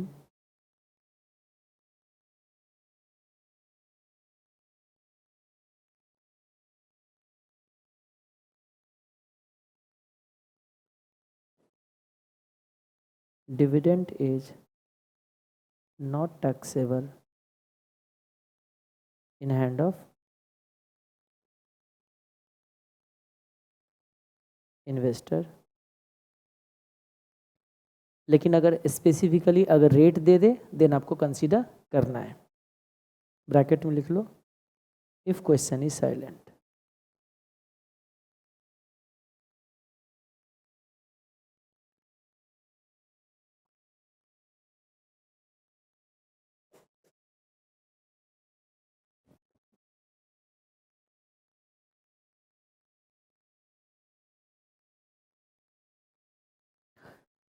dividend rate is calculated on face value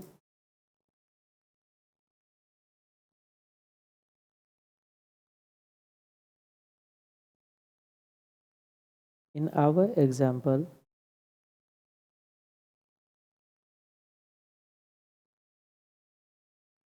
dividend rate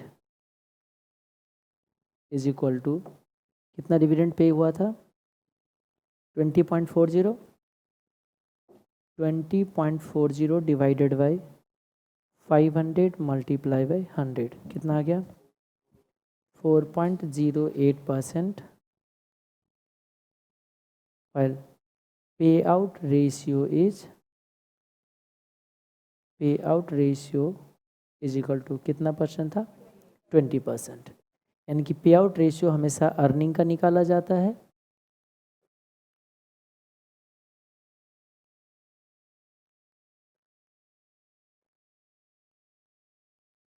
पे out ratio is calculated on earning available for equity. जो ईएई है उस पर आपका पे out ratio निकलते हैं, dividend rate आपका फेस वैल्यू पे निकलते हैं। ठीक है यहाँ तक। अभी जो हमने एग्जांपल पढ़ा है इसमें से कुछ रेशियोज वगैरह बनाते हैं फटाफट।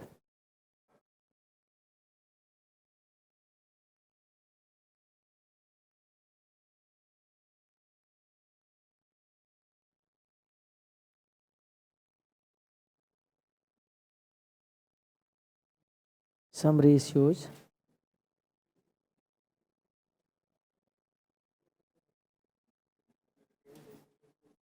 in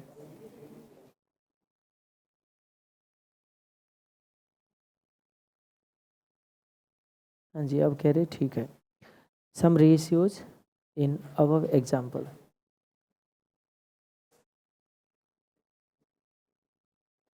चलिए अभी तक देखते कितने रेशियो आप लोग को याद हुआ है।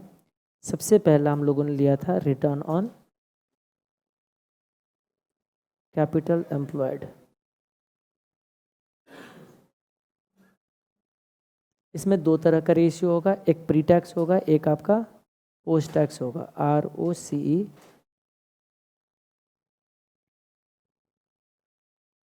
Pre tax post tax. कोई फॉर्मूला बना के दे सकते हैं ROCE का?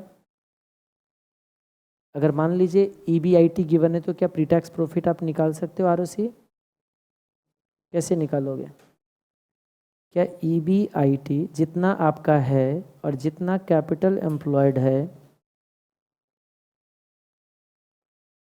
अमाउंट से तो आप लोग फटाफट बोल देते हो, अब आप फॉर्मूला से भी बताइए। फॉर्मूला बन गया आपका रिटर्न ऑन कैपिटल एम्प्लॉयड का। कितना था हमारा EBIT? 200। कैपिटल एम्प्लॉयड कितना था? 1000। ये हमारा 20% कहलाएगा प्री टैक्स ROCE। अगर किसी को पोस्ट टैक्स ROCE देखना है तो कैसे निकालेंगे? देखो, जितना आपका EBIT है ना, इसको आप 70% ले लो। 30% अगर टैक्स है तो टैक्स अगर 30% हटा दे तो कितना वैल्यू बचता है? 70%। वो 70% कभी भी लेना हो ना तो 1 - T लिखा जाता है। 1 - T यानी कि क्या हुआ, ध्यान से देखो। T है हमारा 30% तो 0.30, तो 1 - 0.30 कितना हो गया? 70%। तो जब पोस्ट टैक्स करना हो तो प्री टैक्स प्रॉफिट को आप 70% ले लो। अब यहाँ पे एक डाउट आपके माइंड में आएगा कि EBIT पे तो टैक्स पेमेंट होती नहीं है, टैक्स तो EBT पे पेमेंट होता है, तो कहीं ना कहीं तो हमने टैक्स ज़्यादा दे दिया, तो ये तो गलत एडजस्टमेंट हो गया। ये गलत एडजस्टमेंट नहीं है, ये सही एडजस्टमेंट है, लेकिन इसको हम थोड़ा सा, जब हम प्रॉफिटेबिलिटी रेशियो में जाएंगे तो वहाँ डिटेल में मैं लिखवाऊंगा आपको। आप ऐसे समझो कि 3 लोगों की पोस्ट टैक्स प्रॉफिट अगर लेना है तो आपको 2 लोगों की प्रॉफिट लेना है EAT, और इसमें आप जब इंटरेस्ट ऐड करोगे तो ये भी होना चाहिए नेट ऑफ टैक्स। ये वाले पोर्शन आपका ये बनता है, तो ये करेक्ट है। अभी आप याद कर लो, याद करना आसान है कि जो EBIT हमारा प्री टैक्स प्रॉफिट था उसमें 30% हटा देंगे तो पोस्ट टैक्स बन गया पोस्ट टैक्स। अब इसमें हमें लेना है कैपिटल एम्प्लॉयड, मल्टीप्लाई बाय 100। कितना हो गया बताइए? 200 पे आपको 1 - 0.30 करना है। 1 - T जब भी लिखेंगे डेसिमल में यूज करेंगे, डिवाइडेड बाय 1000 मल्टीप्लाई बाय 100। कितना परसेंट आ रहा है बताइए? 14%। आप चाहो तो इसको दूसरे तरीके से भी निकाल सकते थे।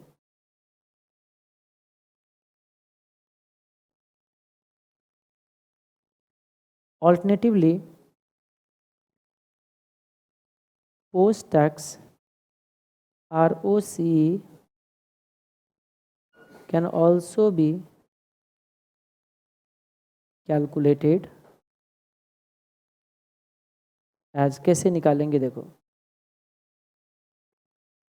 आपको पोस्ट टैक्स ROCE अगर कभी लेना हो तो आप ले लो प्री टैक्स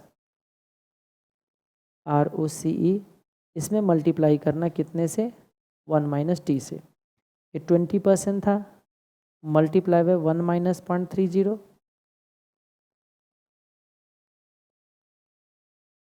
ये आ जाएगा आपका 14%।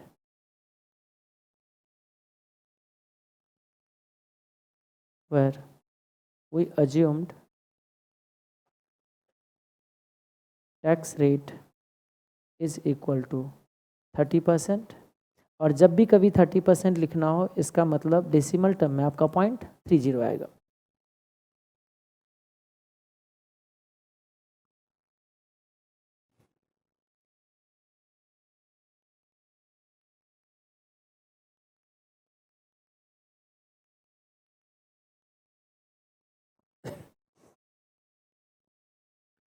वन माइनस टी क्या इंडिकेट करता है?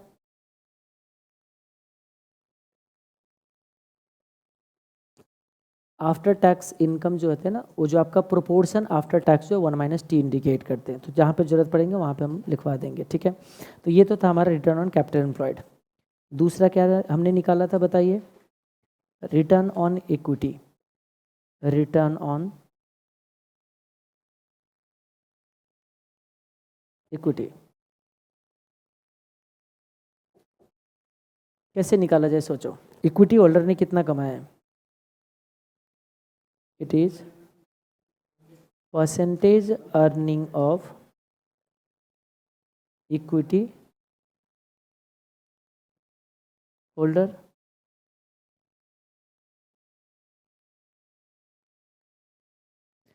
It is percentage earning of equity holder on investment.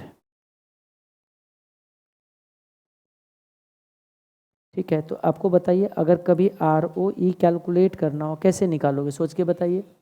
EAE हमने जो कमाया था, EAE लगाया पैसे क्या था आपके लिए, इक्विटी। आप अगर अमाउंट से मैच करोगे तो 1 मिनट में समझ आ जाएगा। 102 कमाया था, 500 लगा के तो हमारा जो अमाउंट आ रहा था 20.40%।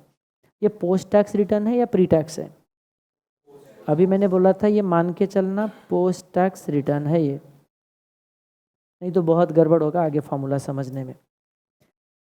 ठीक है, इसमें से क्या कुछ हम लोग EPS निकाल सकते हैं, याद रह जाएगा ROE।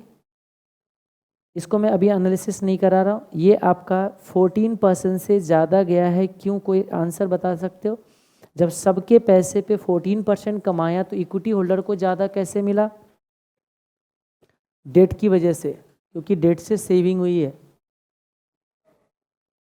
ज़्यादा कमाए हो, पेमेंट कम करे हो, तो जो बचा है पोर्शन वो किसका था, डेट का, सॉरी इक्विटी होल्डर का, इसलिए इक्विटी होल्डर का कमाई ज़्यादा हुआ है। ठीक है, इस पर हम लोग और आगे डिस्कशन करेंगे। 3rd नंबर पे आ जाते हैं। EPS कभी सुना है, क्या होता है, अर्निंग पर शेयर। शेयर तो 2 तरह का है बताओ, एक प्रेफरेंस और एक equity.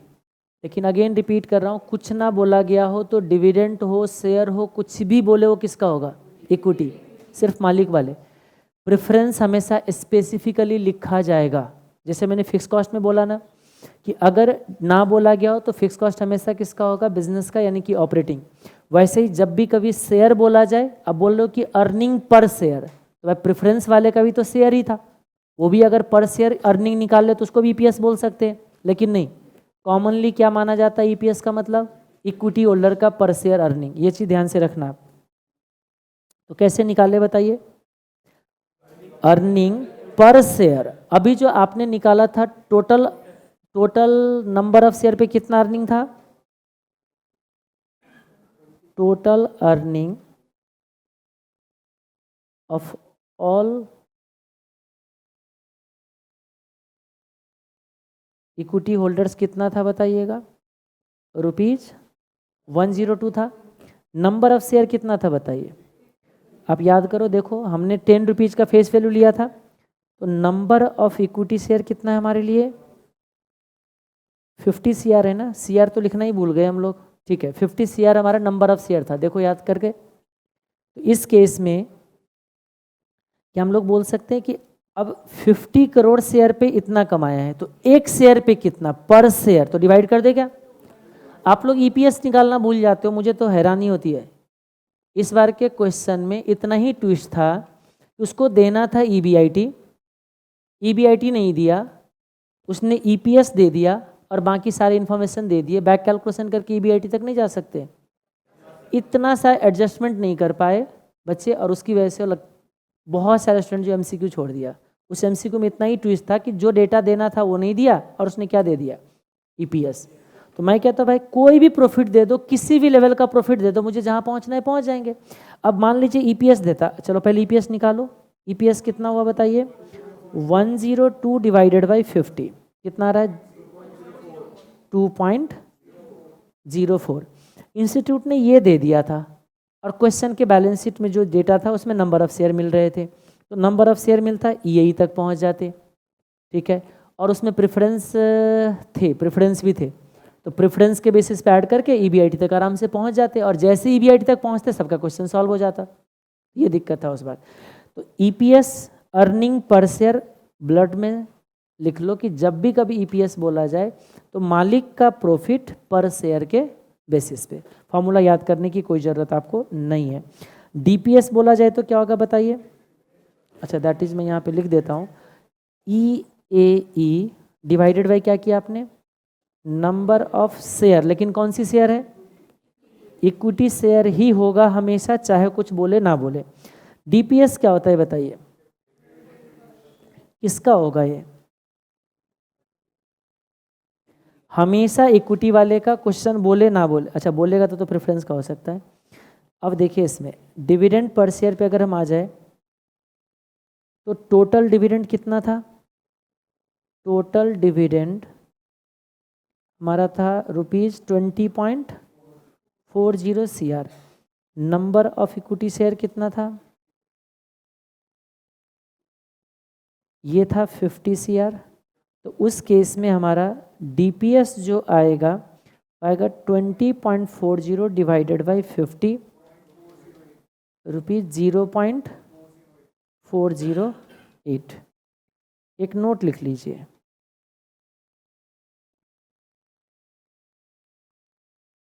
EPS and DPS are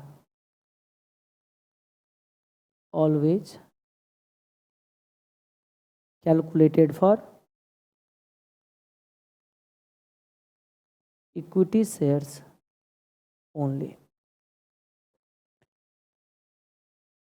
क्या REPS कोई निकाल सकते हैं, REPS क्या होगा बताइए, retained earning per share, retained earning per share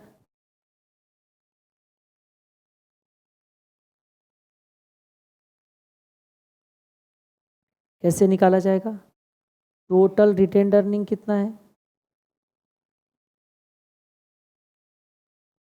total retained earning है आपका ₹81.60 share. Number of share same ही था, इक्विटी शेयर ये है हमारा 50 CR। इस केस में REPS जो आएगा 81.60 डिवाइडेड बाई 50, 1.632। ओके क्या मैं बोलूँ EPS दो पार्ट में चलो लिख लो पहले,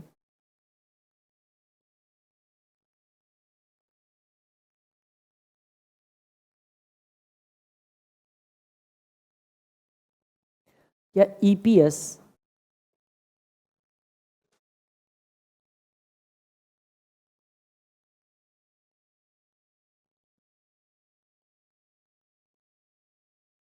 ठीक है यहाँ तक, क्या हम बोल सकते EPS जो है अर्निंग पर शेयर दो पार्ट में डिवाइडेड है, कौन कौन सी, DPS और REPS, सही है। अगर EPS हमारा कितना था 2.04, ध्यान से देखिए ये जो 2.04 है DPS में कितना गया था 408, बच कितना गया था 632। ये हमारा टोटल अर्निंग है पर शेयर का, ये डिस्ट्रीब्यूटेड है या अनडिस्ट्रीब्यूटेड है, क्या मैं बोल सकता हूँ इसको हमने दो पार्ट में बांटा है, ठीक है। तो टोटल अर्निंग का ये है पे आउट और ये है रिटेंशन। तो क्या फॉर्मूला बनाना है तो फॉर्मूला रट्टा लगाना पड़ेगा कि DPS डिवाइडेड बाई EPS पे आउट रेशियो होता है और REPS divided by EPS retention ratio होता है। ध्यान से देखो, तो क्या मैं बोल सकता हूँ यहाँ से हम लोग अगर ये बात करें कि पे आउट रेशियो हम लोग देखें पे आउट रेशियो जो है ना, इसको बोलते हैं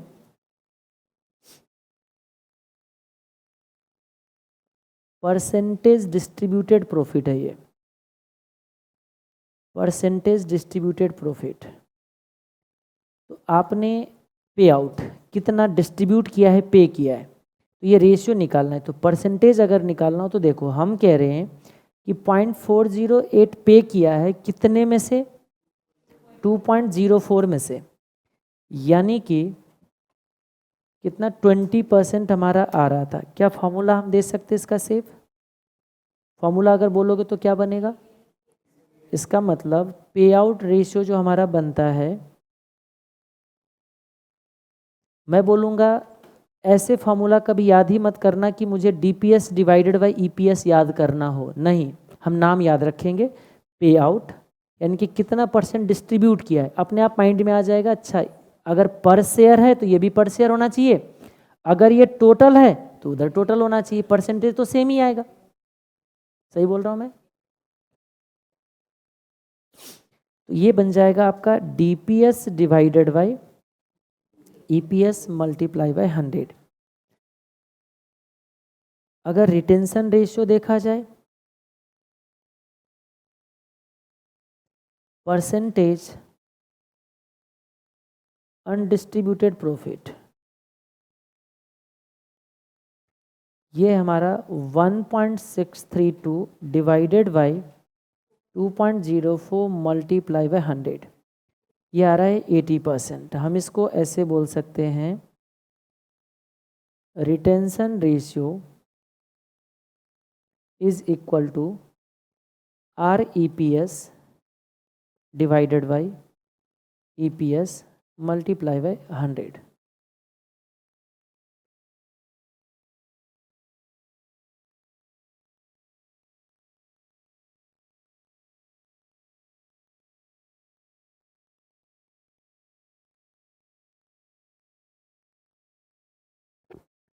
Alternatively, we can calculate above two ratios using total earning also। कैसे देखो, ई ए ई दो पार्ट में हमारा बट रहा था, एक डिविडेंड में, एक रिटेन्ड अर्निंग में।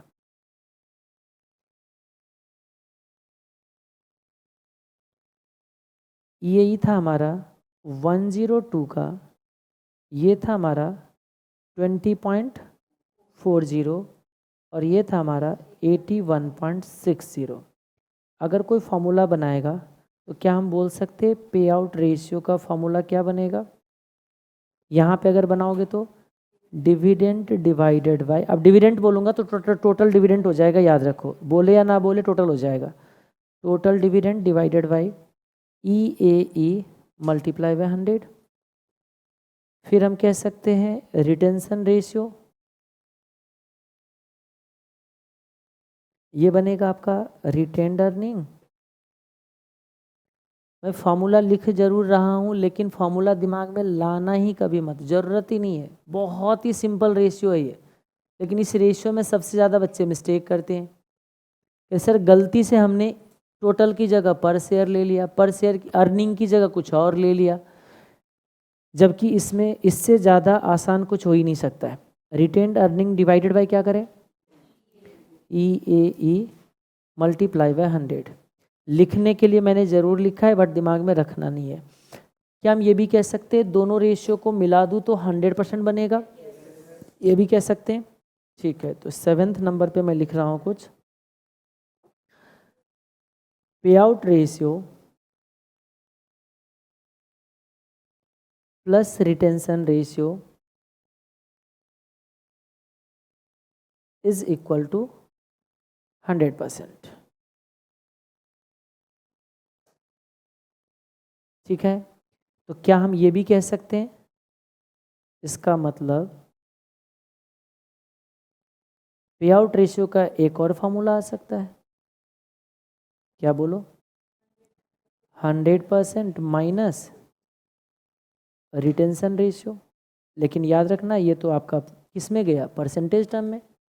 आप चाहो तो ये भी लिख सकते हो, क्या बताइए, 1 minus retention ratio.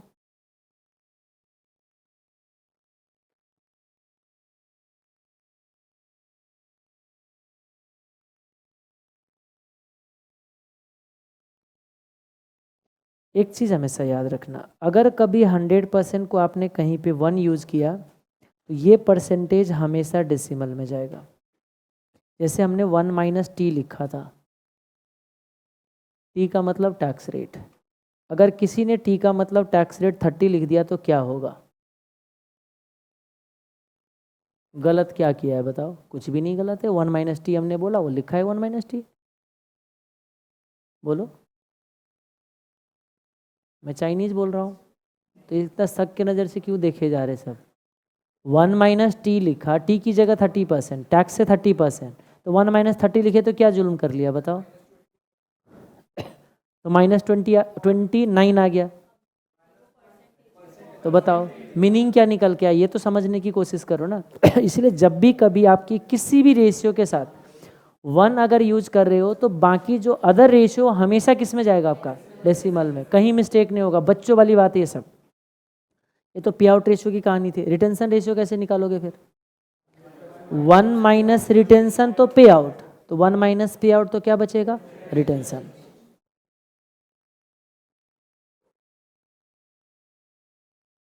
Retention ratio हमें करना हो तो हम बोल सकते हैं 100% माइनस पे आउट रेशियो, और हम इसी को कह सकते हैं 1 माइनस पे आउट रेशियो इन डेसिमल।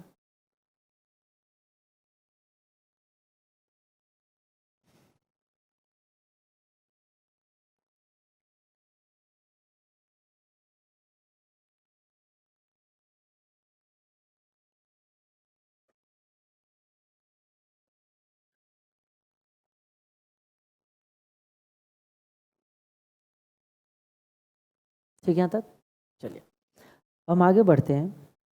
ये तो बेसिक था, अब इस बेसिक के आगे हम लोग कॉन्सेप्ट पे आते हैं।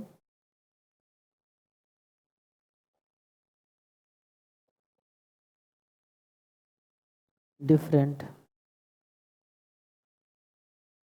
Categories of ratios.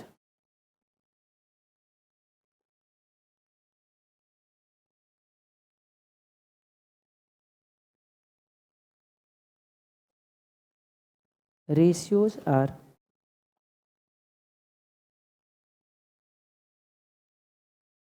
divided into 4 broad categories। क्या क्या है देखिए,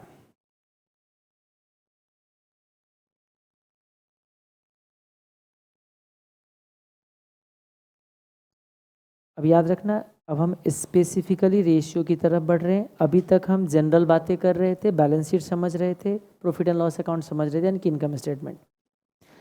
अब जितने भी रेशियोज है, रेशियोज अनलिमिटेड है, लिमिट है ही नहीं इसका, कोई काउंट ही नहीं कर सकते कितने रेशियो हो सकते हैं। लेकिन कुछ चीज़ जनरल है, कुछ चीज़ स्पेसिफिक है। प्रॉफिट वॉल्यूम रेशियो, नाम से कुछ पता चल रहा है, प्रॉफिट वॉल्यूम रेशियो, प्रॉफिट का वॉल्यूम क्या होगा, प्रॉफिट वॉल्यूम रेशियो पता नहीं चल रहा है, पता नहीं चल रहा है हम बोल सकते हैं। कहीं पे लिखा होगा आपका fix asset turnover ratio, fix asset turnover होगा, कुछ पता तो चल रहा है कि उसमें ये लिंक है, लेकिन ये नहीं लग रहा है कि इसका रेशियो किसके साथ क्या होगा। अब मान लीजिए मैंने कहीं पे लिखा, अभी लिखना मत इसको, sales to fix assets, sales to fix assets, क्या इस रेशियो को कुछ मुझे बताने की ज़रूरत है, नहीं। सेल न्यूमरेटर में रखना है, फिक्स असेट्स डिनोमिनेटर में रखना है। तो ये आपका ऐसा रेशियो है जिसको याद करने की ज़रूरत नहीं है। टोटल 46 रेशियो है जो आपको याद करने हैं। जिस 46 में ऊपर वाले रेशियो सब भी थे, मुश्किल से 15 से 20 रेशियो आपको स्पेसिफिकली याद रखना होगा, बाकी सब आपको फॉर्मूला देख के ही क्या होगा, याद हो जाएंगे। तो अब उसी 46 रेशियो जो स्पेसिफिक रेशियो है उसको 4 कैटेगरी में बांटा गया है। एक लिक्विडिटी को देख के, सबसे पहला रेशियो हमारा कौन सी है, liquidity ratio.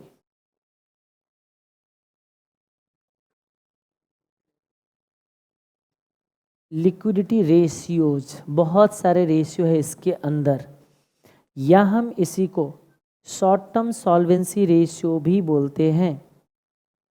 Short term solvency ratio, नाम से कुछ पता चल रहा है क्या? सॉल्वेंसी का मतलब कहते हैं ये इंसॉल्वेंट हो गए। इंसॉल्वेंट का मतलब क्या है, अब इसके पास कुछ पे करने के लिए नहीं है, मतलब आपके पास पैसे है पे करने के लिए, तो आप क्या हो बताइए, सॉल्वेंट हो। तो ये जो सॉल्वेंट हो, आप उसमें शॉर्ट टर्म की कौन सी रेशियो हो जाए, तो शॉर्ट टर्म की सॉल्वेंसी जो है ना, वो लिक्विडिटी को बताता है कि आपकी जो कैपेसिटी है पे करने की इमीडिएटली वो कितना है, वो सारे लिक्विडिटी में आते हैं। तो इस रेशियोज के अंदर सारे के सारे करेंट असेट्स और करेंट लायबिलिटी जाएंगे इसके अंदर, सारे current assets and current liabilities. दूसरा जो रेशियो आते हैं लॉन्ग टर्म सॉल्वेंसी वाले, जो लॉन्ग टर्म सॉल्वेंसी है वही हमारे लिए लिवरेज रेशियो भी कहलाता है, और उसी में हम लोग कैपिटल स्ट्रक्चर रेशियो भी बोलते हैं उसको। बहुत सारे अलग अलग नेम है, तो कैटेगरी का नेम अभी हम बता रहे हैं, अभी जो भी कुछ हम बता रहे हैं किसका, कैटेगरी का। तो इसको या तो आप कैपिटल स्ट्रक्चर बोलो,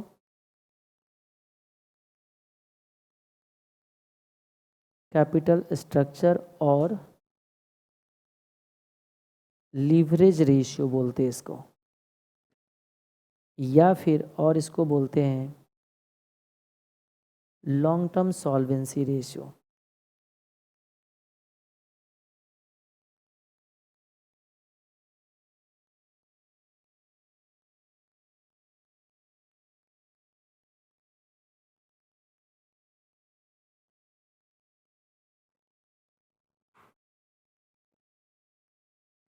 एक है आपका एक्टिविटी रेशियो, या इसी को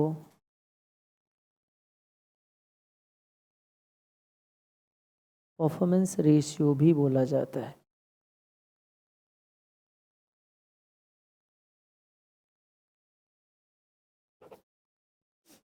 और एक है लास्ट में आपका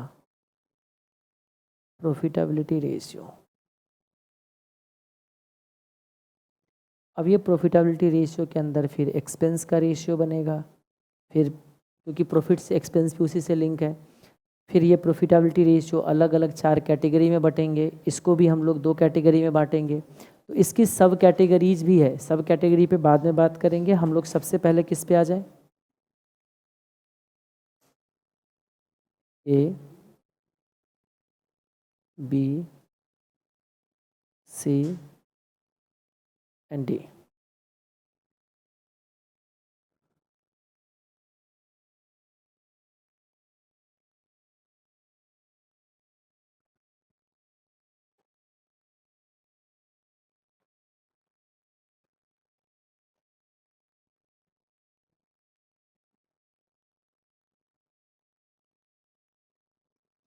बैलेंस शीट में लिक्विडिटी को बताने वाले कौन है, करेंट असेट्स और करेंट लायबिलिटी जो शॉर्ट टर्म वाले हैं। तो इसके अंदर भी 4 अलग अलग रेशियो है इसके अंदर। तो पहले लिक्विडिटी रेशियो किस चीज़ों को बताता है ये लिख लीजिए, ability to pay, to convert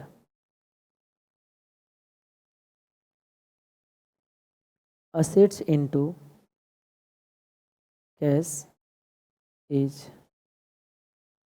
known as liquidity, and current assets can be converted into cash within short time period. Hence, current assets provides liquidity in business. आपको करंट असेट्स बिजनेस में लिक्विडिटी देते हैं.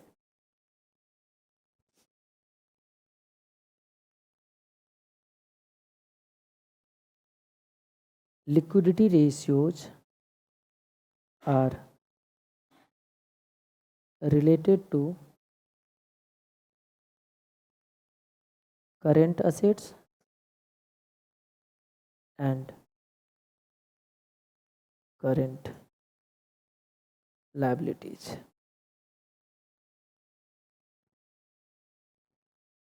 Liquidity ratio सारे किससे link है आपका? Current assets and current liability से. अब सोचो, ये जो बिजनेस में लिक्विडिटी को मेजर कर रहा है, जो टॉप लेवल के लोग हैं, वो ये जानना चाहते हैं कि हमारे पास कैश है भी या नहीं है शॉर्ट टर्म के लायबिलिटी को मीट करने के लिए, या हमारे पास करंट असेट्स है भी या नहीं शॉर्ट टर्म के लायबिलिटी को मीट करने के लिए. तो उसके लिए जो रेशियो जो अगर देखिएगा वो किस पे लिंक होगा? करंट असेट्स करंट लायबिलिटी पे. तो इस कैटेगरी के अंदर जो हमारा पहला रेशियो आता है वो है करंट रेशियो.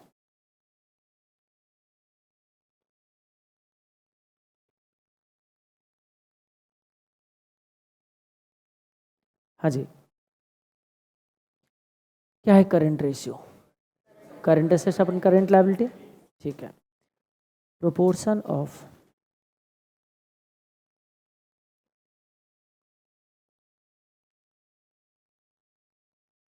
ये सब कहाँ पढ़ा आप लोगों ने?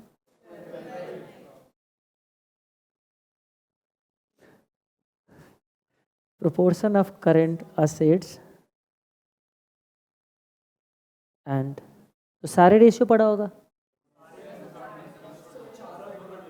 15-16. ठीक है. ये पे आउट रेशियो रिटेंशन रेशियो सब पढ़ा हुआ था? अच्छा, ये नहीं पढ़ा हुआ था. Okay. Proportion of current assets and current liability is known as current ratio. इस करंट रेशियो को ना हम लोग 2 बार इंस्टीट्यूट ने वर्किंग कैपिटल रेशियो भी बोला है. क्या बोला है इसको? Working capital ratio. फॉर्मूला में कहीं पे भी नहीं लिखा है इंस्टीट्यूट ने. अगर आप स्टडी मैट में चले जाओगे, कहीं पे भी चले जाओ, आपको ये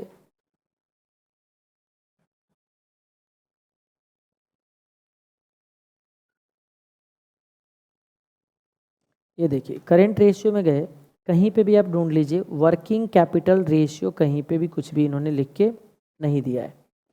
लेकिन एग्जाम में वर्किंग कैपिटल रेशियो लिख के आता है. लेकिन हाँ, इसने आगे फॉर्मूला में नेट वर्किंग कैपिटल जरूर लिख के दिया है. वर्किंग कैपिटल कोई रेशियो है? वर्किंग कैपिटल कोई रेशियो है? रेशियो क्या है? प्रोपोर्शन. दो चीज़ों का रिलेशनशिप, प्रोपोर्शन के टर्म में या परसेंटेज टर्म में. वर्किंग कैपिटल कौन सी परसेंटेज कौन सी टर्म में आता है? नहीं आता है. तो बाद में लिख देता है कि नहीं, ये मेजर ऑफ कैश फ्लो है देन अ रेशियो. रेशियो नहीं है, क्या है ये? Cash flow. तो फिर बता क्यों रहे, रेशियो के अंदर क्यों लिख के दे रहे भाई? आप किस कैटेगरी में रखे हो? ये देखो, कैटेगरी है आपका लिक्विडिटी रेशियोज की कैटेगरी है. इस कैटेगरी के अंदर वर्किंग कैपिटल कैसे बोल रहे हो? रेशियोज. ये कैसे हो गया बताओ? हो सकता है नींद में होंगे. इससे पहले के कुछ बुक में नहीं था. इससे पहले के जो बुक थे उसमें वर्किंग कैपिटल को उसने रेशियो में नहीं रखा था. हो सकता है नींद में होंगे. उसने वर्किंग कैपिटल रेशियो जो करंट रेशियो को लिखना था, उसने गलती से क्या लिख दिया? Net working capital. तो ठीक है, ये मैं रेशियो में नहीं रखने जा रहा हूँ. कल के डेट पे ये मत बोलना कि सर इंस्टीट्यूट ने तो लिखा है, आपने लिखा नहीं. ये रेशियो है नहीं, मैं क्यों लिखूँ? और वैसे भी थियरी नहीं आ रहा है आपका, वैसे आ भी सकता है. Right short notes on liquidity ratios. तो डील कर दो आप. 2 मार्क्स 3 मार्क्स में थियरी आना है, तो कोई ज़रूरी नहीं सारे के सारे रेशियो लिखना है. और वैसे भी ये रेशियो है ही नहीं. टाइम हो रहा है क्या? अभी तो है। तो मुझे बताइए करंट रेशियो क्या होगा?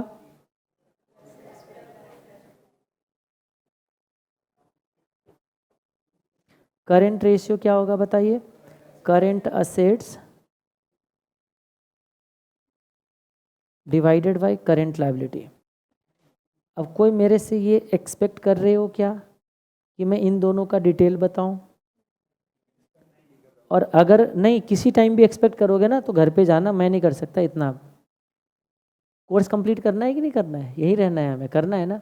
अब मैं अगर यहाँ पे आके इंस्टीट्यूट के जैसे मैं ये बताऊं कि अच्छा जी मेरे को करंट असेट्स में क्या क्या आता है, इतना टाइम मेरे पास नहीं है। हाँ अगर आपको चाहिए तो बोल दो, कोई बात नहीं, हम बैठे रहेंगे यहीं पे।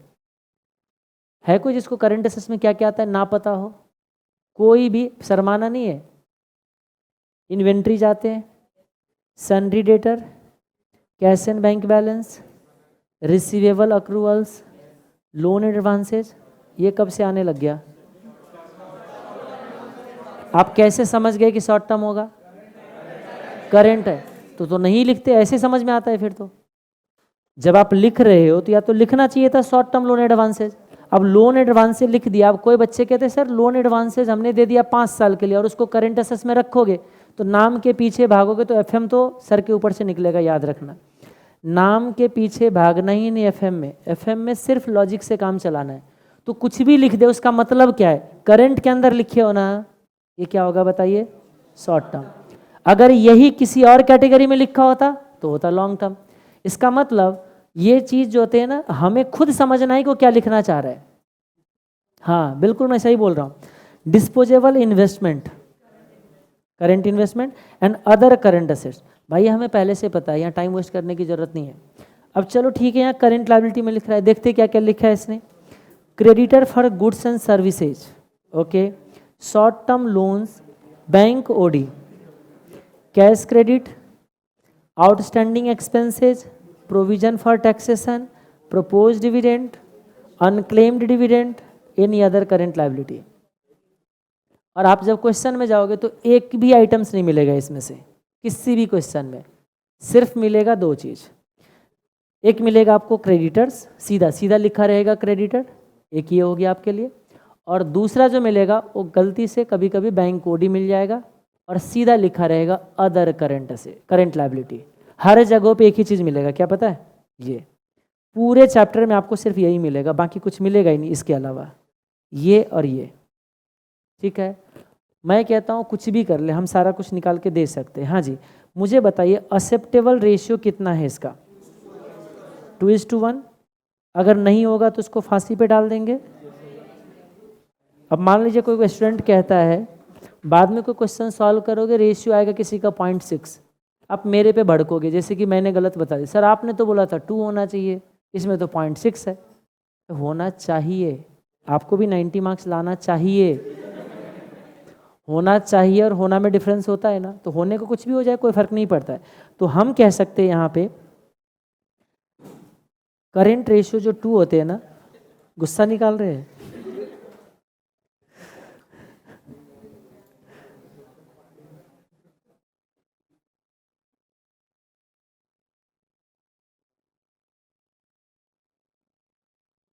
स्टैंडर्ड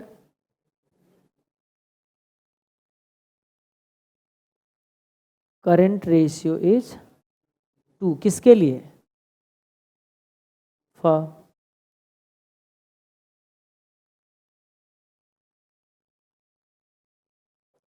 मैन्युफैक्चरिंग इंडस्ट्री, सबके लिए नहीं होता है।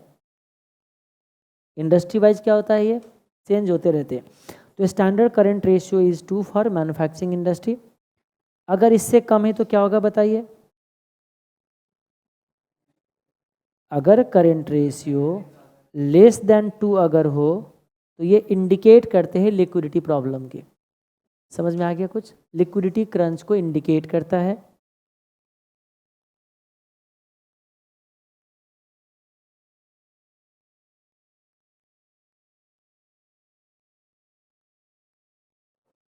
It indicates liquidity problem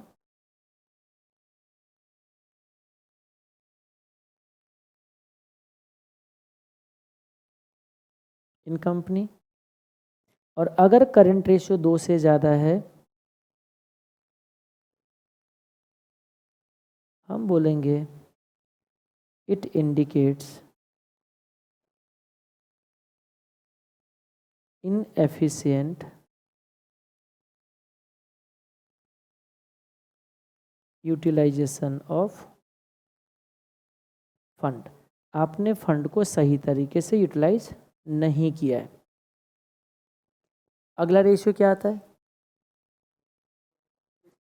quick ratio. क्या होता है ये? एसिड टेस्ट रेशियो भी बोल सकते हैं, बहुत बढ़िया। Quick ratio. और इसी को क्या नाम देते हैं? अच्छा, ऊपर लिखा कि नहीं लिखा? 1 मिनट यहाँ पे लिखना। और क्या लिखेंगे हम लोग? ये कलर विजिबल थोड़ा कम है ना? ठीक है, कोई बात नहीं। Working capital ratio. Working capital ratio अगर लगा दे तो इन दोनों का प्रोपोर्शन हो जाएगा, अगर रेशियो हटा दे तो इन दोनों का डिफरेंस आ जाएगा। Very simple. क्विक रेशियो क्या बोलते हैं? Acid test ratio. एक और नाम देते हैं इसको, लिक्विड रेशियो। लिक्विडिटी रेशियोज पूरे कैटेगरी था, लिक्विड रेशियो एक रेशियो है। क्या है ये?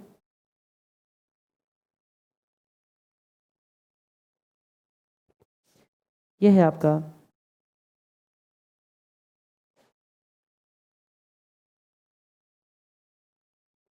Quick assets divided by current liabilities.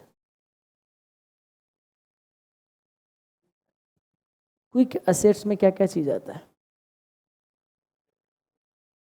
दो चीज़ को उसमें हम नहीं लेते हैं। फास्ट लिख रहा हूँ क्या? कुछ लोग कह रहे कि रह गए, क्या रह गया पता नहीं।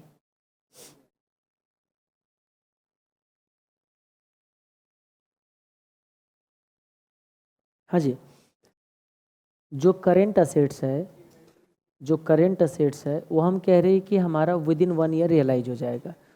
क्विक असेट्स में वो असेट्स रखते हैं जो जल्दी से रियलाइज हो जाएगा, बहुत शॉर्ट टाइम फ्रेम में। तो सारे करंट असेट्स के अंदर कुछ करंट असेट्स ऐसा है इसके अंदर जो कहते हैं इमीडिएट रियलाइज नहीं भी हो सकता है। उसमें 2 चीज़ रखा गया है। कौन कौन सी? इन्वेंट्री और प्रीपेड एक्सपेंसेस। बाकी सब आ सकते हैं इमीडिएट। स्टॉक क्यों नहीं इमीडिएट आ सकता है? देखो, यह भी यहाँ भी अजम्पशन है, याद रखना। अगर कोई ये बोलेंगे कि स्टॉक हमारा क्विक असेट्स नहीं है, बाकी सब असेट्स है, तो सब अजम्पशन बेस्ड है। यहाँ ये अजम्पशन लिया गया है कि देखो क्विक एसेट्स वो निकालते हुए मानते हैं कि मान लो अगर हमारा बिजनेस बंद हो जाता है आज के डेट पे या लिक्विडेशन के फॉर्म में जाते हैं तो जल्दी से रियलाइज होने वाला क्या है? तो वहाँ अजम्पशन ये है कि जब बिजनेस आपका बुरा हो रहा है, बंद हो रहा है, तो उस टाइम स्टॉक भी आपका इमीडिएटली नहीं निकलेगा। ये अज्यूम करके बोला गया है कि स्टॉक जो है हमारा क्विक असेट्स नहीं है। अदरवाइज देखा जाए तो क्वेश्चन आपको बुक में भी लिखा हुआ मिलेगा कि जहाँ मार्केट है, सेलिंग मार्केट के अंदर स्टॉक भी हमारा क्विकली रियलाइज हो जाता है। तो एक अजम्पशन वाइज है, तो ठीक है, उसने अजम्पशन ले रखा है, ये अजम्पशन हमें क्या करना है? याद रखना है। तो क्विक एसेट्स में क्या क्या आ जाएगा बताओ? Where quick assets is equal to, सारा करंट असेट्स ले लो, इसमें से 2 चीज़ माइनस कर देना। एक स्टॉक बोलो या इन्वेंट्रीज बोल दो, कोई बात नहीं, एक ही बात है।